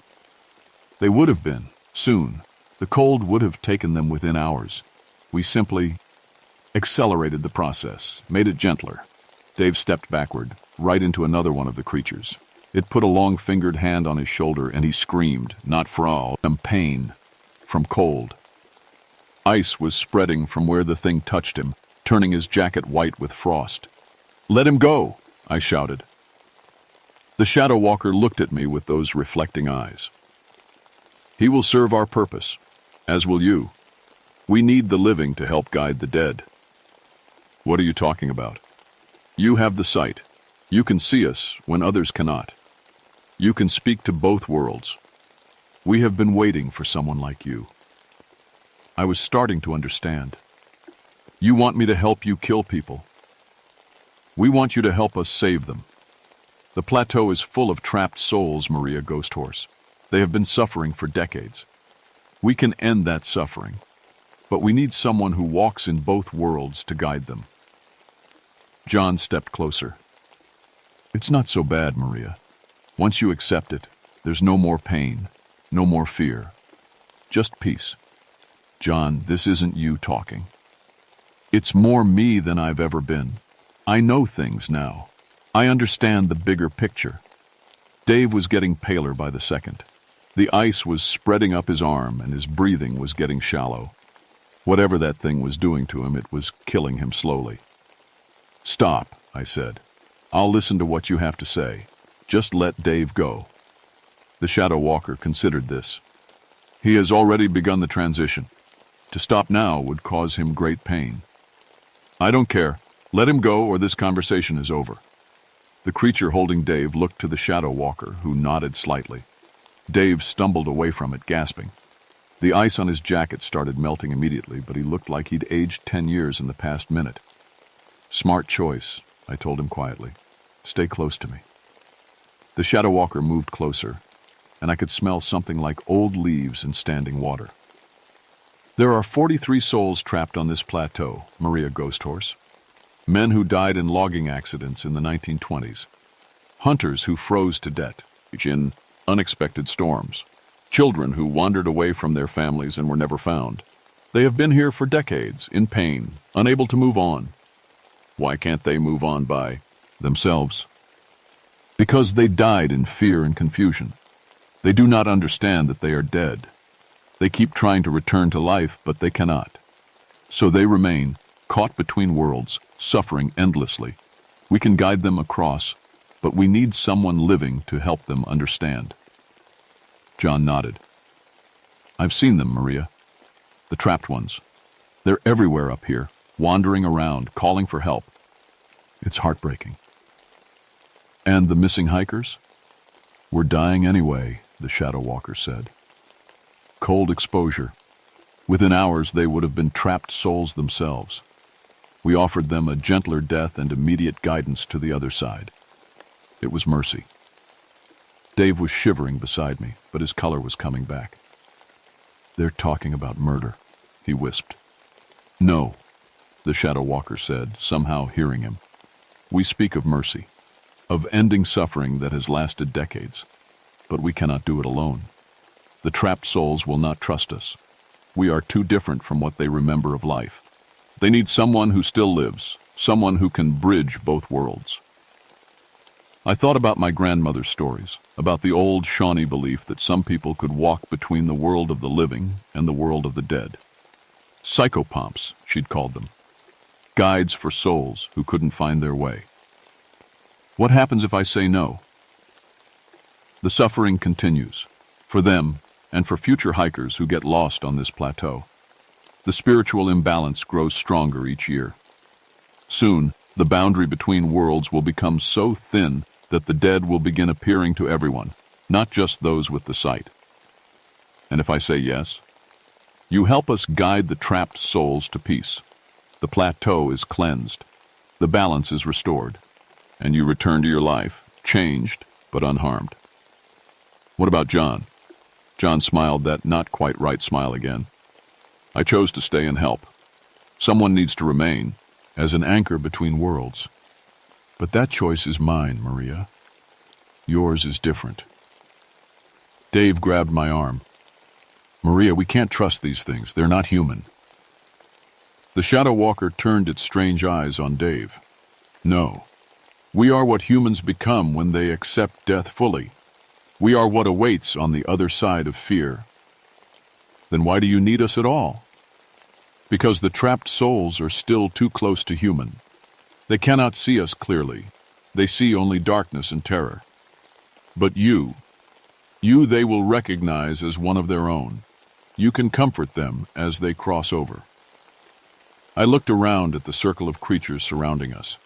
In the daylight, they looked less terrifying and more sad, like they had been human once and remembered what that felt like. If I agree to help, I said slowly, what guarantee do I have that you won't just kill me when you're done? We do not kill, Maria Ghosthorse. We guide. If we wanted you dead, you would already be transitioning. Dave was shaking his head frantically, but I was thinking about those missing hikers, about their peaceful campsites and the lack of any struggle. Maybe they really had been dying of exposure. Maybe these creatures really were offering mercy instead of murder. And if there really were trapped souls suffering on this plateau... Show me, I said. Show you what? Show me these trapped souls. Let me see for myself what you're talking about. The Shadow Walker nodded. Very well, but be warned. Once you see them clearly, you cannot unsee them. Your life will never be the same. I understand. It reached out one long, cold hand toward me. Take my hand, Maria Ghosthorse. See what we see. Dave grabbed my other arm. Maria, don't. But I was already reaching out. The Shadow Walker's skin was like ice, but somehow not unpleasant. As soon as our hands touched, the world changed. The moment my skin touched the Shadow Walker's hand, reality shifted like a camera lens coming into focus. The fog cleared, the colors became sharper, and I could see things that had been invisible before. The plateau was full of people. They wandered between the trees, calling out to each other, reaching for things that weren't there. Some wore clothes from decades past, wool work shirts and suspenders, long dresses and button-up boots. Others were dressed like modern hikers, but their gear was torn and muddy. All of them looked lost and afraid. A man in a 1920s logging outfit walked right past me, shouting for someone named Tommy. His eyes looked right through me like I wasn't there. He had an axe wound in his chest that should have killed him instantly, but he seemed unaware of it. A little girl in a faded blue dress sat on a rock, crying for her mama. She couldn't have been more than 7 years old. When I tried to approach her, she looked up with eyes full of terror and ran away, passing through a tree trunk like it was made of air. "How long have they been here?" I asked. "Some for decades," the shadow walker replied. "The child died in 1943. She wandered away from a family camping trip and fell into a ravine. Her body was never found. She has been searching for her parents ever since." Near a cluster of boulders, I saw 3 people I recognized from missing person photographs, the hikers who had vanished over the past 6 weeks. But they looked different now, peaceful. They stood together, no longer afraid, watching the trapped souls with sad expressions. "Jessica? Bradley?" I called out. Jessica Chen turned toward me and smiled. It was a real smile, not like John's strange expression. "Hello, Maria. Don't worry about us. We're okay now." "What happened to you?" "We got lost. The cold was going to kill us slowly over hours. They offered us a quick, painless death instead, and then they helped us understand what had happened so we wouldn't get trapped like the others." Bradley Matthews nodded. "It wasn't scary at all, just like falling asleep. And when we woke up, we weren't afraid anymore. We could see clearly, see what we needed to do, which is help the ones who can't help themselves," Jessica said. "Look around, Maria. Really look." I did. The trapped souls were everywhere, dozens of them, all lost in their own private hells. A hunter from the 1950s kept trying to climb a tree to escape a bear that existed only in his memory. A teenage boy in bell-bottom jeans searched endlessly for a hiking trail that had been moved decades ago. "They're suffering," I whispered. "Constantly," the shadow walker said. "They do not understand that their bodies are dead. They feel cold, hunger, thirst, fear, but they cannot satisfy any of these needs because they no longer have physical forms. It is a torture that has lasted for years." I watched the little girl in the blue dress. She had found what looked like a family campsite from the 1940s, canvas tents and old camping gear that flickered in and out of existence. She kept running to the largest tent, calling for her parents, but when she reached it, the campsite would vanish and she would be alone again. My heart broke for her. "What do you need me to do?" "Touch them," the shadow walker said. "You have a foot in both worlds now. You can be the bridge they need to cross over." "Will it hurt them?" "No. It will be the first relief they have felt in decades."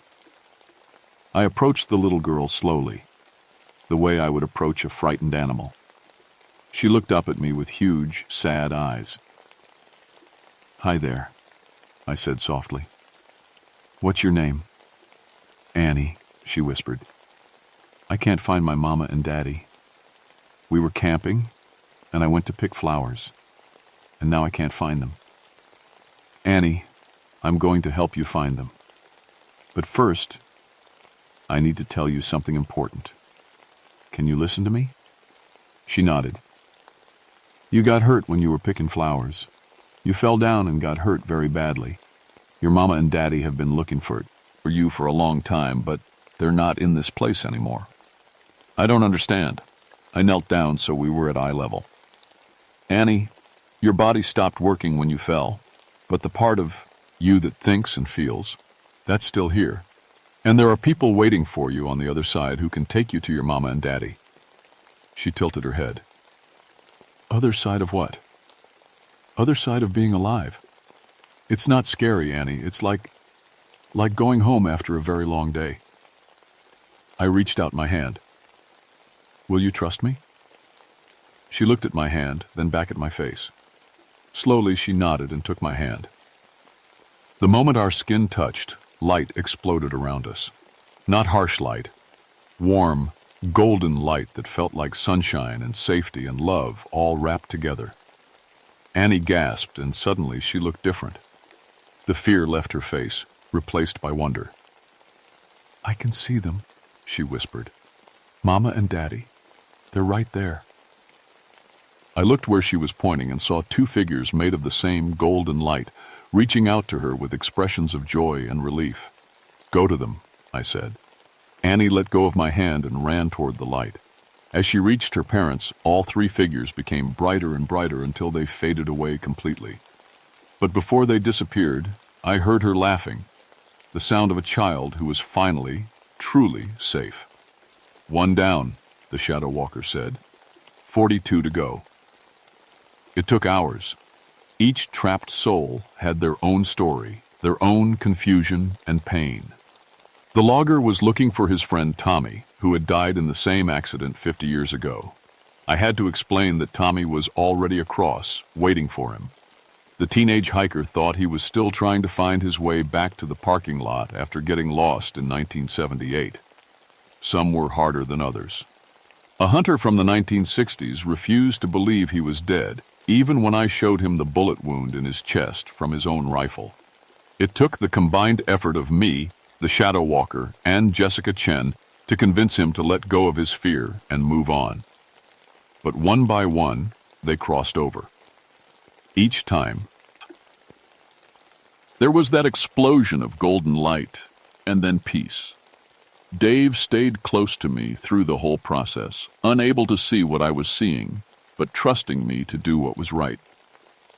By the time we finished, the sun was setting and both of us were exhausted. Is that all of them? I asked. The Shadow Walker looked around the plateau, which now felt completely different. The oppressive atmosphere was gone, replaced by something that felt clean and balanced. All but one, it said. Who? It pointed to John, who had been watching the entire process with that strange smile. He chose to become an anchor between worlds, part living, part dead. It is a sacrifice that allows us to work more effectively, but it is also a kind of trap. John, I walked over to him. Is this what you really want? He looked at me, and for a moment his eyes were completely normal again. Completely John. Maria, I've seen the other side. It's not scary at all, it's beautiful. But someone needs to stay here to help when more souls get trapped. The plateau will always be a thin place. But you'll be alone. Not alone. Different. I'll still be me, just more than I was before. I hugged him, and he felt solid and warm and completely human. Will I see you again? Whenever you need to, I'll always be here. The Shadow Walker approached us. Our work is finished. The balance is restored. You have done well, Maria Ghost Horse. What happens now? Now, we move on to other places where we are needed, and you return to your life, changed but whole. Will I still be able to see you, to see the other world? When necessary. The sight, once awakened, never completely goes away, but it will not burden you unless there is need. Dave stepped closer. So, this is all real? All of it? The Shadow Walker looked at him with something that might have been amusement. What is real, David Morrison? The pain those souls felt for decades, or the peace they have now, the fear you experience today, or the understanding you will carry forward. Dave shook his head. I don't know if I can live with this knowledge. You will, because you must, because you have seen what happens when death goes wrong, and you will help ensure it does not happen again. The creatures began to fade as the last light left the sky. The Shadow Walker was the last to go. Thank you, it said to me. You have given 43 souls the peace they had been denied. That is no small thing. Thank you for showing me the truth. It nodded once, then vanished into the darkness. Dave and I hiked back to our trucks in silence. The plateau felt completely different now. Peaceful instead of oppressive, natural instead of wrong. Even the wildlife was returning. I heard an owl call from somewhere in the darkness, the first normal forest sound I'd heard in days. We didn't talk about what had happened until we reached the parking area. Dave sat on his tailgate, head in his hands. How do we report this? He asked. We don't. We report that we found evidence the missing hikers died of exposure, but their bodies were recovered by family members. Case closed. But that's a lie. Is it? They did die of exposure. Their souls were recovered and taken home, just not the way most people would understand it. Dave was quiet for a long time. Finally, he looked up at me. Are you okay with all this? Honestly, I wasn't sure. Everything I thought I knew about life and death had been torn apart and put back together in a new configuration. But there was something else too, a sense of purpose I'd never felt before. I think I'm exactly where I'm supposed to be, I said. Over the next few weeks, things slowly returned to normal. The missing hiker cases were quietly closed. Dave requested a transfer to a different park. He said Dolly Sods didn't feel right to him anymore. I understood, but for me, it felt more right than it ever had. I started spending more time on the plateau, not just for my regular ranger duties, but because I could sense when something was wrong. The Shadow Walker had been right about one thing. The sight, once awakened, never completely goes away. 3 months later, I found a lost day hiker who had been missing for 2 days. He was hypothermic and barely conscious when I reached him, but he was alive. As I was getting him warmed up and ready for evacuation, I saw John emerge from the tree line. He looked exactly the same as always, but I could see through him just a little bit. He smiled, his real smile this time, and nodded toward the hiker. Close call, he said. Good thing you found him when you did. How did you know he was here? I know everything that happens on this plateau now. It's part of the job. The hiker survived with no permanent damage. He told the hospital staff that he'd dreamed about a park ranger who sat with him through the coldest night, keeping him warm and telling him help was coming. He described John perfectly, even though John hadn't worn a physical uniform in months. I never told anyone about that conversation.